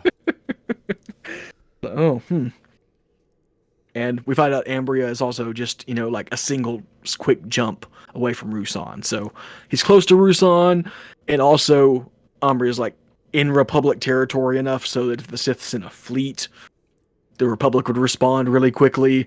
So it's a pretty safe place for like a single ship to come in, and he's pretty safe from an ambush of any kind. So, relatively secure location. Mm-hmm. And we also get go ahead. Oh, it looks like that this is a failure on my part. You'll have to forgive me. I have the hiccups as well, which sucks. Ambria was one of the refuges of the Sith after their loss in the Great Hyperspace War. So I'm not nearly as familiar with Golden Age of the Sith and the Fall of the Sith Empire, which are the last. I bet Maddox says Thawne is correct. Yeah, because I think he is like oh my god, hiccups. I hate that they frustrate me so much. In 4004 BBY, Thrawn took Oswillum as his Padawan on Ambria following the elimination of his life by a Sith sorceress. In 3999 BBY, so like 3,000 years before Bane, Thrawn took Nomi Songrider as a Padawan on Ambria. Also, it was the main war machine for the Sith Empire, creating warships for the Great Hyperspace War. That could be rewritten. That could be rewritten. Yeah, I don't know if we actually know who I don't know if we know who did it, actually. Who actually... I feel like it was Thawne. I feel like Vetmatic is correct. It's Thawne is the one who was concentrated into the nasty dark side soup. You know? Cool. Yeah. Anyway, please keep talk because I got to get rid of these hiccups. Yep. And Ambry has also been the site because it's so close to Rusan and all this area. There's been lots of battles like already happening here. So there's like lots of, just battlefield wreckage and stuff on the surface. So it's just a war-torn place. Kind of sucks. There's like some natives, but not a ton. But we do get a mention of a mysterious healer that's supposedly here called Caleb. Foreshadowing. What a name. It was Thawne. It is Thawne. It is Thawne. Cool. Yeah, cool. He's a cool dude. All right. So Bane's camped out, waiting for the envoy from the Sith. In comes Githany. He's like, I was really hoping it'd be you. And just basically immediately she comes in, kisses him. And he immediately is like, oh, she's poisoning me. She has poison on her lips. And he's like, oh, well, whatever. It's a certain poison. It's, I wrote it down. Was it rockwort poison? Mm-hmm. And he's like, that would kill, most people, but a Sith master like me, I'm way too powerful for that to work on me. This is an example of Thrawn not being a Mary Sue, or Thrawn. That is an old Skyhopper's bit. Thrawn being a Mary Sue. This is a Bane not being a Mary Sue. Jesus. The hiccups have spread to my brain. I'm sorry. Funny. It's funny. Yep. So he's not worried about it. So he's like, he just tells Githany basically what he wants. She wants to hear. It's like, ready to join, whatever, and kisses her 2 more times, just basically to show off that he's immune to all this. Stupid idiot. And he's like still like trying to like probe, like trying to get a sense. Is she really maybe possibly could be the one? Is she too into the Sith, the Brotherhood stuff, or is she willing to maybe broaden her horizons, go beyond the Sith stuff? And he's like, I think she's still got potential. She seems like she's here poisoning me, pretending to be a friend. So clearly she's got the treachery stuff down. I'm pretty sure my hiccups are definitely showing up in my waveforms. I hope the noise canceling gets those. Oh my god, this is so bad. So funny. Anyway, yeah. Bane is being a total idiot here. He's being a total idiot. I'm so powerful. She can't hurt me. He's like, he's underestimating her because he thinks she's underestimating him. And then she leaves. She's like, I'll go let him know that you're coming, And then he's like, as soon as she leaves, he's like, oh yeah, it's working out perfectly. Then he's like, why am I hurting? Coughs. Oh, blood. What? Turns out the first poison was just covering up the second poison. What's the second one too called? Late. What's the second one? Niox. Fun fact, something that you might not be aware of. It is mentioned that the Geno Haradan are mentioned as the assassin group that uses it. That's more KOTOR stuff. I figured it was. Was. Yeah, Drew Carpenter can't resist, I guess. Yeah, it makes sense to use the reference there. Makes sense. Yeah. Yep. So, he's like, well, crap, I screwed up. The poison's already taken its effect. It's already hurt me too much. I can't cleanse it from my system. So he's like, well, guess I should go look up for that healer. Because, we foreshadowed him earlier. It'd be weird if we didn't use him now. Yeah, hardly. It's almost like... was it foreshadowing? It's barely foreshadowing. It's in the same chapter. It doesn't feel like it counts. Oh. Yeah, but he heads off. He grabs a wrecked land crawler, starts heading out to the local battlefield, hoping to find some sign of where Caleb is.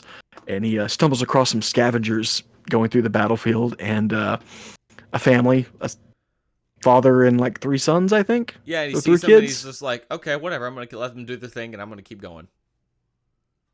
Yeah, that's what he does. That's surely what he does. No, he brutally murders them in turn.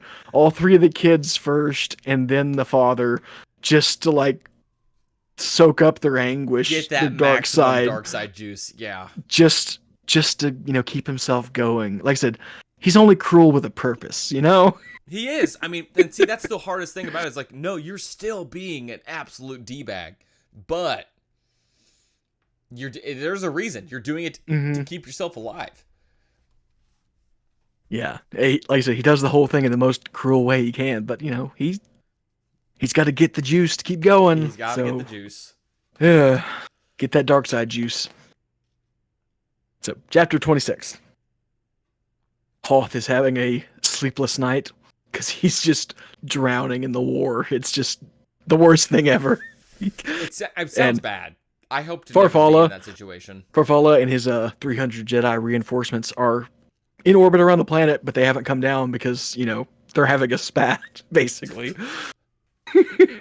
God, the hubris, the pride. Yeah, it's all there. But then it turns out Hoth he's actually asleep, and he dreams Pernikar's Force Ghost. Is what it Yeah. seems like what happens. Yeah, something like that. It's one of those weird things. It's like, oh, they're describing a Force Ghost for sure, but this should be before Force Ghosts are a thing, kind of, maybe.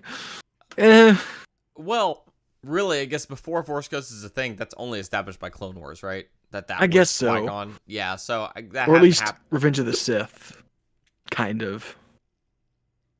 which had It's like, happened. yeah, it's weird. It's one of those things that you can't really hold it against it. But it's also like it's in a dream, so maybe it's different. I don't know. It's unclear if this is even real or if it was just his hallucination or Right. whatever. But Perdicar's like, hey, the cause isn't unjust. You've just kind of lost your way a little bit. Just, you got to swallow your pride, do it the right way. You're still fighting the good fight. You just got to fight it the right way. And, Farfalla's totally willing to fight for you as long as you're, willing to man up and apologize to him. That's all you gotta do. So, Hoth the Jedi, and Hoth the planet are not officially connected in any way.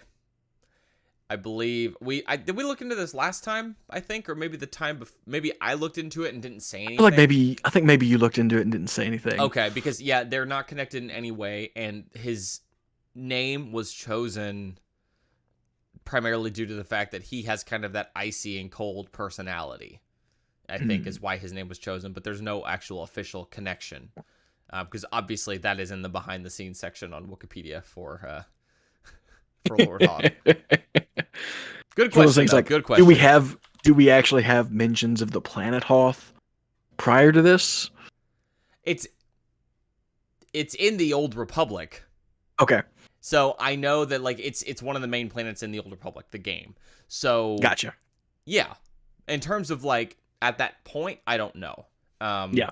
But That's one of those things like you could wonder is like, well, if they hadn't never mentioned the planet Hoth prior to this, you could maybe see the planet got named after him at some point. Which is odd because the planet has nothing there, too. So it's like, it's definitely a weird thing. I do want to point out that was Moga that asked that question. He is back in the chat and he is mostly behaving. He did in the Skyharpers Discord describe me as having gone drunk with power in his live stream, which I don't think is true. I think I was a man pushed to his limit. And you didn't even realize how much power you had. I didn't know it was going to be 5 minutes worth of time out. But yeah, anyway, Han and Hoth, no connection.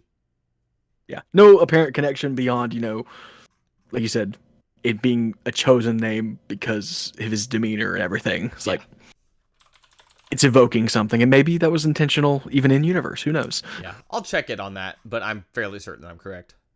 Yeah, it makes sense. Yeah, so Hoth has the dream and like kind of wakes up refreshed and like, okay, I think I know what has to be done. And he's like, is gonna send an envoy to Farfalla and like, hey, we got to mend the bridge here.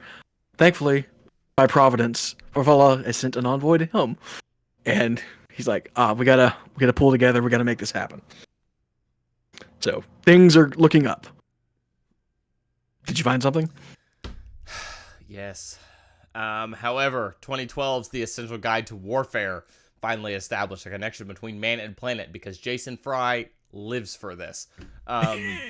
Authors Jason Fry and Paul R. Urquhart? Apologies. Were hesitant due to the world's isolation in The Empire Strikes Back, set 3 ABY. They ultimately decided to do so when the 2011 MMO, The Old Republic, established that it was a well-known planet thousands of years before Jedi versus Sith.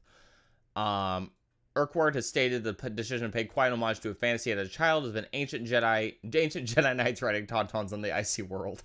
Urquhart also speculated that Hoth may have been named after famed Mandalorian Roland Dyer, who at the time of the New Sith Wars could have been viewed as a hero by the Jedi troubadours. Urquhart also revealed that his original proposal for Hoth's birth name was Kyprianus von Aron zu Hoth, and the name of the character, Makar von Oron, is intended to refer to this name. He has a pretty lengthy behind-the-scenes section, actually. I'm not going to read the whole thing, but it is all there. There is something of a connection, so I apologize. I was wrong. Huh. Interesting. It was a way retroactive connection, but yes, it is there. It is there. Hey, that's Star Wars in a nutshell. Retroactive continuity. It really is. For better and worse. Yes. Okay, back on Umbria. Caleb senses Bane's approach and immediately recognizes what he is and what's going on with him. He's got this poison and he's a Sith, and Caleb has, long ago decided he doesn't help Jedi or Sith because he's basically a pacifist and only wants to help the common folk. Mm-hmm. So he's turned many Jedi and Sith away over the years, which I'm kind of surprised if a Sith showed up to him and he said no, they didn't just kill him on the spot. But yeah. Yeah, I guess that's a small little logical whatever thing. Maybe they were too weak to kill him at that point. Yeah, sure. Because if they're going to look for healing, then yeah, they're probably not doing great. Yeah, and Bane's not doing great. But as soon as Bane walks up and he's like, hey, I'm not going to heal you. I won't do it. And he's like, and pain and death, nothing to me. And he just shoves his hand in this boiling pot of stew and just sits there with it, not reacting, and then pulls it out. It's like, what you gonna do to me, man? Now, doesn't Bane say that he probably has some element of latent force sensitivity? Yeah, they definitely mentioned that he's got a spark of the force in him, just a little bit. Enough to be able to... And he's incredibly mentally strong too, so Bane can't even force him to do anything. Exactly. But Bane is he's like, oh, dang it. He's kind of stumped for a moment, I don't know what I'm supposed to do here. What am I supposed to do? I can't force this guy. I can't hurt him. I can't just hurt him and make him do what I want. This sucks. This really sucks. But then he senses that the guy's Caleb's hiding something else and realizes that, oh, there's somebody else here. Turns out he's got a daughter, and as soon as Bane threatens the daughter, Caleb's like, fine, I'll do it. Which, honestly, the ease with which he does it makes me wonder why it's even there. Mm-hmm. Why it even happens. Because it's this whole thing is a page and a half. Yeah. So it is, there are 2 more books. And if I recall correctly, we do go back to Umbria. Sorry, mild spoilers. So I don't know if that has something to do with it. But, yeah, it does feel like just a weird, non-obstacle. Right. It's just why do this at all if he's just going to crack as soon as the daughter gets mentioned? I don't know. Yeah. But it's worth noting, after hours and hours of this healing, and it comes through it totally fine, Bane does not kill them. He's like, no reason to kill them. They can't be any threat to me, and they might be useful later. Yep. So, like I said, he's never cruel without purpose. Good guy, Bane. Good guy, Bane. He did just massacre an entire family in the wastes. But just to fuel himself for a few hours. He let these ones that might be useful to him live. So that's something, right? It's not the worst thing you could do. Thanks for being not the worst, Bane. Thanks for being not the worst. Chapter 27. Bane runs the blockade on Rusan and lands his ship a ways away from the Sith camp, just, as a backup getaway plan, just in case. and makes his way toward the Sith camp, comes across a battlefield, and we meet the bouncers for the first time. These very strange creatures. Do you want to know why they're so weird? They're from the comic. 1990s Star Wars. They are from Morgan Katarn runs into them, and I believe that is their first appearance. In the I'm assuming the novellas. Well, yeah, because Morgan Katarn doesn't get a focus anywhere else. The novellas or the audio dramas, somewhere in there. Oh, they don't look as nice as they thought they did. In my head, for some reason, do you know the Yu-Gi-Oh card Karibo? I do not. In my head, they always looked like Karibo. To be clear, I'm not a Yu-Gi-Oh fan. I just remember Karibo. I'll post a link. I mean, it's basically what I was picturing, honestly. Like I said, I pictured them slightly like cuddlier looking. Exactly. But it's basically what I had pictured, so it's a good description at least. I'll drop a link in the chat that you'll. No, there it is, and I'll. Kind of look like Digimon to me. I'm about to send you a Yu-Gi-Oh card. That's what I'm saying. It's all like, it's all connected. Anyway, I'm done. I don't know. Discord has been pasting my images twice for some reason recently. But anyway, that's how they always look like to me. It's Karibo. But yeah. Anyway, I could see that. Not important. I believe. Let's see. First appearance. Oh my God, this page is long. First pictured in Jedi vs. Sith 2. Yep, first appearance in Dark Forces Rebel Agent.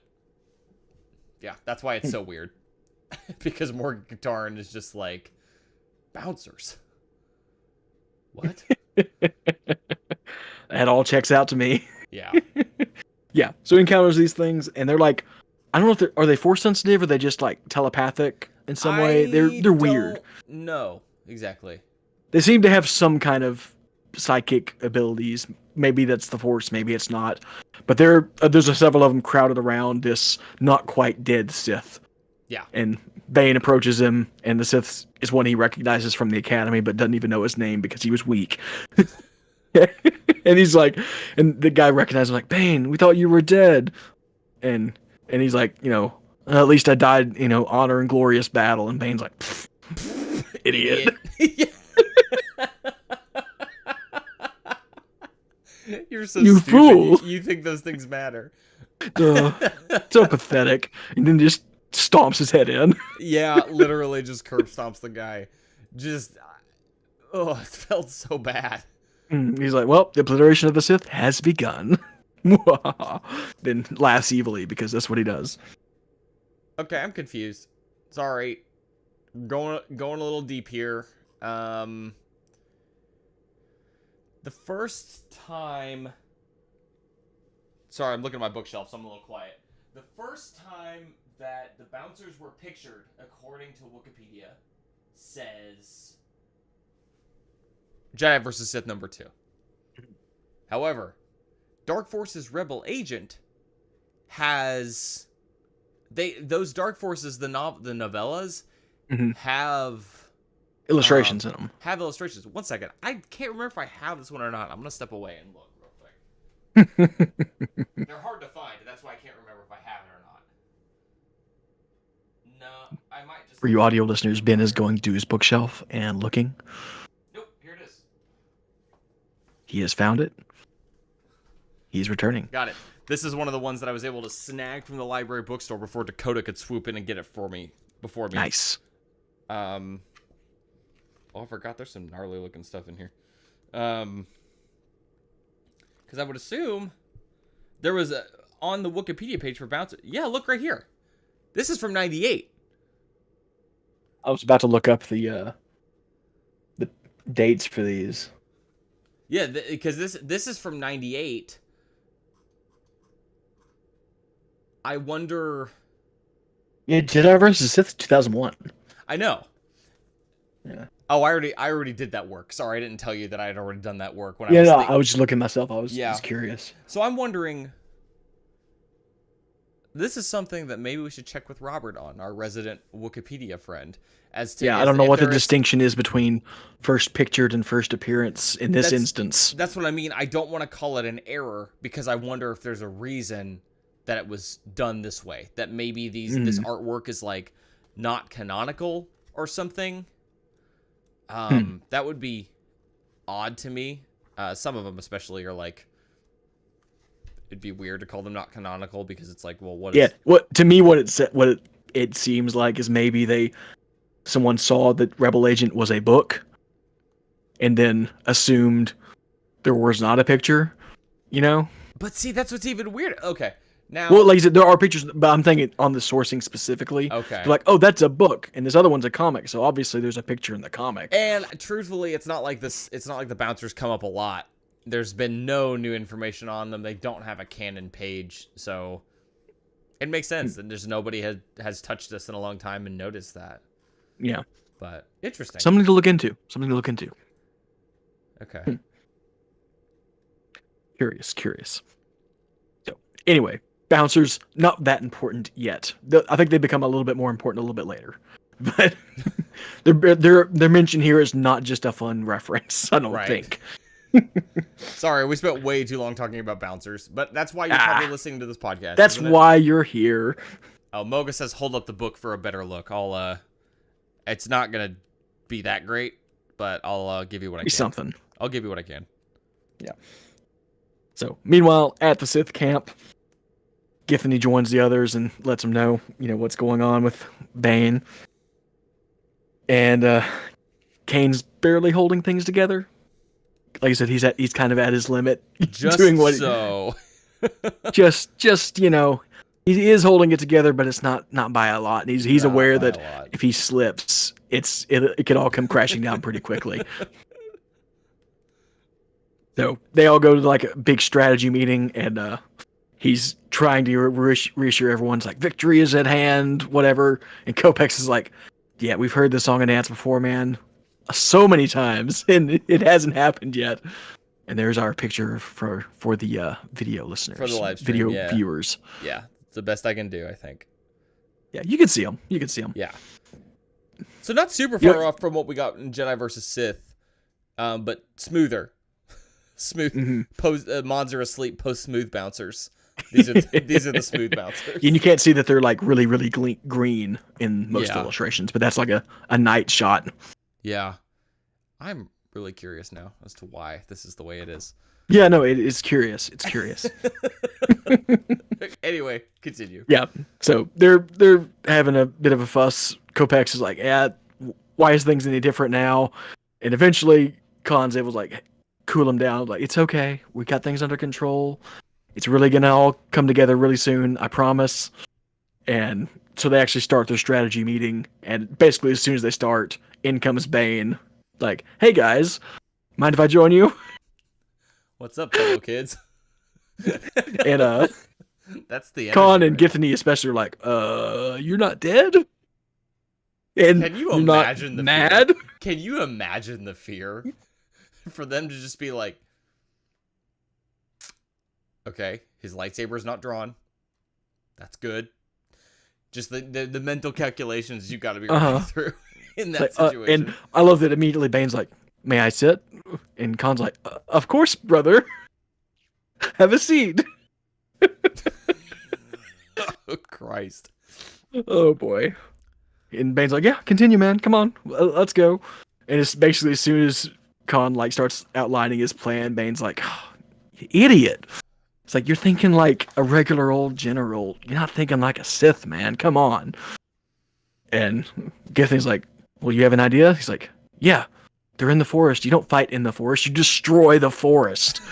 It's like, burn them all down. Just shell them. Imperial justice. Just glass Emperor's hammer time. Exactly. That's what Base Delta Zero. Base Delta Zero. That's the one. Just glass the place. Just glass them. It's fine. And I love the guy. He's like, okay, cool. Let us know what's going on. And sounds like a plan. Let's do it. So we find out that Bane's like, he's got another great Sith ritual that's like analogous to the thought bomb, but like less extreme. That lets him like a bunch of Sith lords all like channel their power into one, and then he can destroy a bunch of stuff. And he's like, yeah, this is perfect. This is the next step in the plan. And afterwards, Githany comes and talks to him, apologizes for trying to kill him, and then he's like, oh well, we all do what we do. It's fine. It's and Sithy of you. I can respect that. lets her think that he's just aiming to take over the Brotherhood, not destroy it. And he's still hanging on to hope that she could be the one to join him and be his apprentice, and they could live happily ever after until she kills him. Kirby, we're cool, right? We're cool, right? No hard feelings about the whole, almost murder you. Trying to kill you with 2 different types of poison. Yeah. Funny. Yeah. Very funny. But that's where we leave it. The Well, next day is the ritual. That's where some of us leave it. That's where people that did the reading correctly leave things off. Not Ben me, apparently read ahead though. I did read and ahead. knows all about the ritual already. Yeah. Me, I did not read ahead, so. No, that's fine. But we are finishing the book next time. We are. 28 through the end. We're doing it. No more Darth Bane withdrawal. He's still being bad. Still being bad. He's out there living his best He's bad so life. good at being bad, He is. Glad those hiccups finally went away. Apologies for that. That's not going to be the most pleasant listening, probably. But I am but a humble podcaster.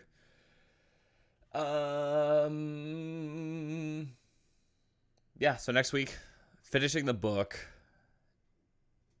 This is one of those weird books where it's like, I'm glad that I'm not mega sad to finish every book. It's like this is one of those first books in a trilogy that I'm like, I'm excited to see where this goes. I'm happy to like be reminded of where this goes. Whereas sometimes it's like, with some of the more beloved stuff that we've read with like, like the Mandalorian armor, it's like, it's over. It's done. But I don't want to make it seem like I'm not enjoying these books. These books just don't have the Darth Bane is not a character that I, grew up loving. He's not someone that I think he's interesting, of course, and I think the books are really well done overall. They're just so over the top in places, and I just don't respond as well to that. Look at how well I respond to Andor. That's the kind of thing that I really enjoy. A lot of the time, not always, of course. The melodrama is part of Star Wars, and that's why I love Bantam so much.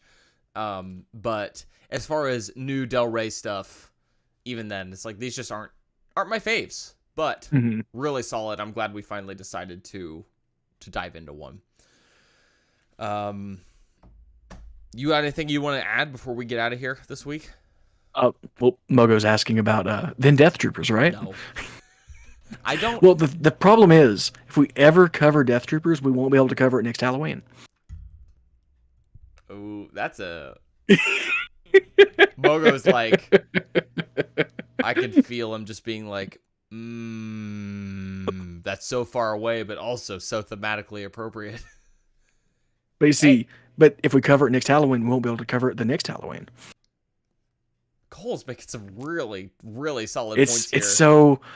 It's like, if we ever cover it, then we can't cover it again. So why would we ever cover it? I don't know. We can't cover it again without making Tom lose his ever-loving mind anyway. But so I don't know. I do need to pick up Death Troopers for my collection. It's just such a... And listen, I'm not calling out Death Troopers in particular. To me, this Death Troopers is, don't get me wrong, probably a better book, but in the same category of book as something like The Ruins of Dantooine, where it's like this book exists alone. It is standalone. It does not influence anything else. I just am not as motivated to purchase it whenever I am putting in a thrift books order or something. Like if I was at the library bookstore and I saw Death Troopers tomorrow, I'm picking it up 100%, right? Like I'm absolutely going to buy it. Simple. You cover the book half the book one Halloween, just forget about it forever like I did. I love that Mogo has made his entire personal brand about Death Troopers and has only ever read half the book. I've read the book. I don't remember very much about it. I have read Death Troopers. It's because it's primarily it's just gory. That's like that is what is memorable about it. And I think the cameo, and you say it's standalone, but there is Red Harvest as well. Okay, well, I don't feel compelled to get that one either, you know? And it's not that there's anything inherently wrong with them. I definitely don't want to come across like I hate Death Troopers, because I don't. In fact, like, I can feel myself, like, enjoying to read it. Like, I will enjoy reading it when we finally do. Like, it'll be like, it's gross, you know? It'll be fun. Yeah, exactly. But I think just when I sit down to read a Star Wars book, I mean, look at what I'm responding to. I'm responding well to Legacy of the Force. And, you know, these like things that like the things that I love the most are the things that move the galaxy forward. And that's just always the case. And Death Troopers does not. It doesn't do that. Kirby says he read it over several visits to the Harvard University bookstore, so he didn't have to buy it. I respect that. I do. What is a bookstore? Death Troopers, as a product, I really like it because it does something really unique for a Star Wars book. Is that the hardcover of it, the dust jacket is reversible. Well, the dust jacket, the inside of it is a poster of the cover art. And then the actual hardcover itself has the cover art printed on it. So you don't have to sacrifice. So you don't have to sacrifice, like you can put the poster up and still have the cover art on the book. It's something I appreciate. When did that come out? I feel like that's like 2009. 2009. Really? I was like, that's the same, like around the same time as Shadows of Mindor, I feel. Okay. This like, I don't know. Anytime I see that Joe Schreiber has done something in Star Wars, which I believe is not much, it might just be these two books and maybe some other little bit of some young reader novels, I believe. He's done like some of the novelizations for something.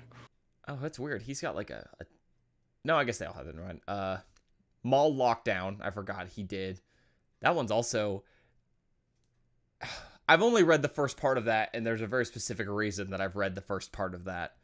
It's a very interesting. Do you know what I'm talking about? It's where I think I know what you're talking about. Darth Maul's in the prison, and it starts off with like a prison gladiator fight. Yeah, and he's fighting a Yuuzhan Vong, like 50 years before they invade proper. Joe Schreiber wrote the Mandalorian Jr. novel. And the season. Yeah, that's the one. That's the one I was thinking of. What? So strange. Like such an oddball choice. It is, but props to him for getting to. He wrote the Solo one. Props to him for getting called back to do it. Yeah, I wonder if he's like, if that's like the type of thing he writes outside of Star Wars, maybe.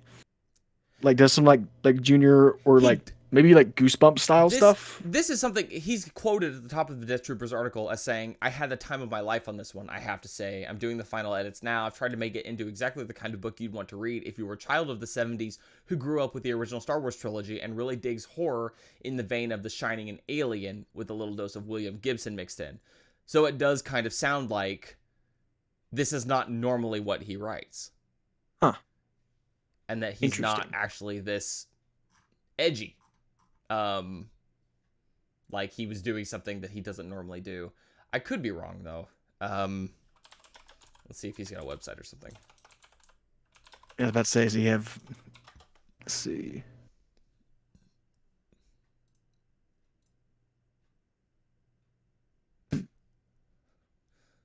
Au revoir, crazy European chick. What? He's not written a ton. Interesting. Well, anyway, his Wikipedia page hasn't been updated in a while. Maybe I'll fix that. Occupation: writer, MRI technician. That explains why he hasn't written a lot. If he's working, he's got a full-time job. You know, like what Matthew Stover writing Traitor, walking into that guy's house as an exterminator, Was it Traitor or the Revenge of the Sith novelization is like One that's of me. them. I don't remember which one. He walks into someone's house like, I wrote that. And the guy looks at the picture and is like, No, you didn't. No, you didn't. That's not you. That is Oh, one of that reminds me. I wanted to say something about Matthew Stover. His I've reread those novels of his recently. Right. I think it's just the last two of them. The author description page is literally just like a picture of Matthew Stover, and it's the description is Matthew Stover believes that whatever you need to know about him can be learned by reading these books, and that's all it says. That makes me. I've got some questions, Matt. Your books are not fun. It's a fascinating book series. I intend to read it. I do. I think that. Well, it's just. I have the first two for you. I'm going to ship them to you at some point. At some point. Okay, I appreciate that greatly. Just whenever you're ready, let me know. Yeah. We'll work something out. Maybe that'll be my Christmas present to you. He's just. We don't need to talk about Matthew Stover anymore. We don't. Not now. Who knows? Well, I guess it's your turn to pick the book next. So I was gonna say maybe my next book will be the Revenge of the Sith novelization or something wild. But man, that's one of those ones. I don't know if there's like, can we really do a normal set of podcasts on the novelizations? I've thought about this too, in that it's like the movie. Mm-hmm. I almost think that would be like some off-podcast homework where we come back with an interlude and talk about the novelization and like some of the key differences and where it stands, what stands out to us. Because like I said, recounting the plot is like, yeah, it's the movie, guys. It's the movie. Know. Yeah, it's like it's not interesting. So that's not that there's not extra stuff in there, but yeah. I'm reliving enough. I'm reliving enough of Revenge of the Sith through Legacy of the Force. I don't need to see any more of it right now. I'll pass on that. But Cole, until next week, where can people find you on the internet? I'm at Mando Wraith on all the social medias that I'm on. And I'm on Skyhoppers talking about Andor mostly right now, whenever we can, but that's going to be ceasing soon, unfortunately, but I'm very excited to see how it all goes out. Oh, not ready. Yeah, the podcast is on Twitter at Obroa-Skai Pod for as long as Twitter remains a viable product. It is... You can email us, obroaskywalkers@gmail.com. We are also on YouTube, where we stream every week, either Monday at 8 p.m. Eastern or Wednesday at 8 p.m. Eastern if Monday doesn't work out. So that's something to keep in mind. Just keep an eye out for us on Wednesday as well, if Monday doesn't happen. And I kind of imagine that next episode will be the last one of the year. Probably. Unless we decide to pull something fun together. Yeah. Hi, Dakota. We definitely won't be starting another book before the end of the year. No, yeah, we're probably not doing that. But yeah, Dakota popped in. As we're literally doing the outro, brother. Okay. But yeah, I think that's everything. So, library patrons, please make your final selections. The library closes in 20 minutes. Start on the book, you cowards. I'm not starting. Dakota, I have to read Legacy of the Force Tempest. I can't read another Legends book at the same time. I'll burn through them too fast. Are you going to go straight into it? I don't know. Because I talked about reading maybe The Princess and the Scoundrel, and then also I pulled this off the shelf, and I'm like, I should read these. I haven't read these. It's hard. It's like with the novelization. It's hard to read something that I already know the story of. Do it for the pod. I do everything for the pod. I'm not... Oh, wait. Do this? Or no, Tempest. I'm not doing Tempest for the pod. No, I'm not doing Tempest. No, that is a bridge way too far. Can you imagine just jumping straight into that? Like, yeah, we're just gonna go straight to a book, the third book in the series after another long series. Ugh. That if you really want to have the full context, after another fairly long series in the form of the Young Jedi Knights. Yeah. But maybe that's just me. Maybe I put more importance on those than other people do. I can't remember. Cole, have you even read them? Which one? Young Jedi Knights? I've read most of them at least. Yeah. I think there's a one or two at the very end that my local, my school library had most of them, but I think Okay. there was a couple of them that it didn't have. So I think I haven't read. What's the one?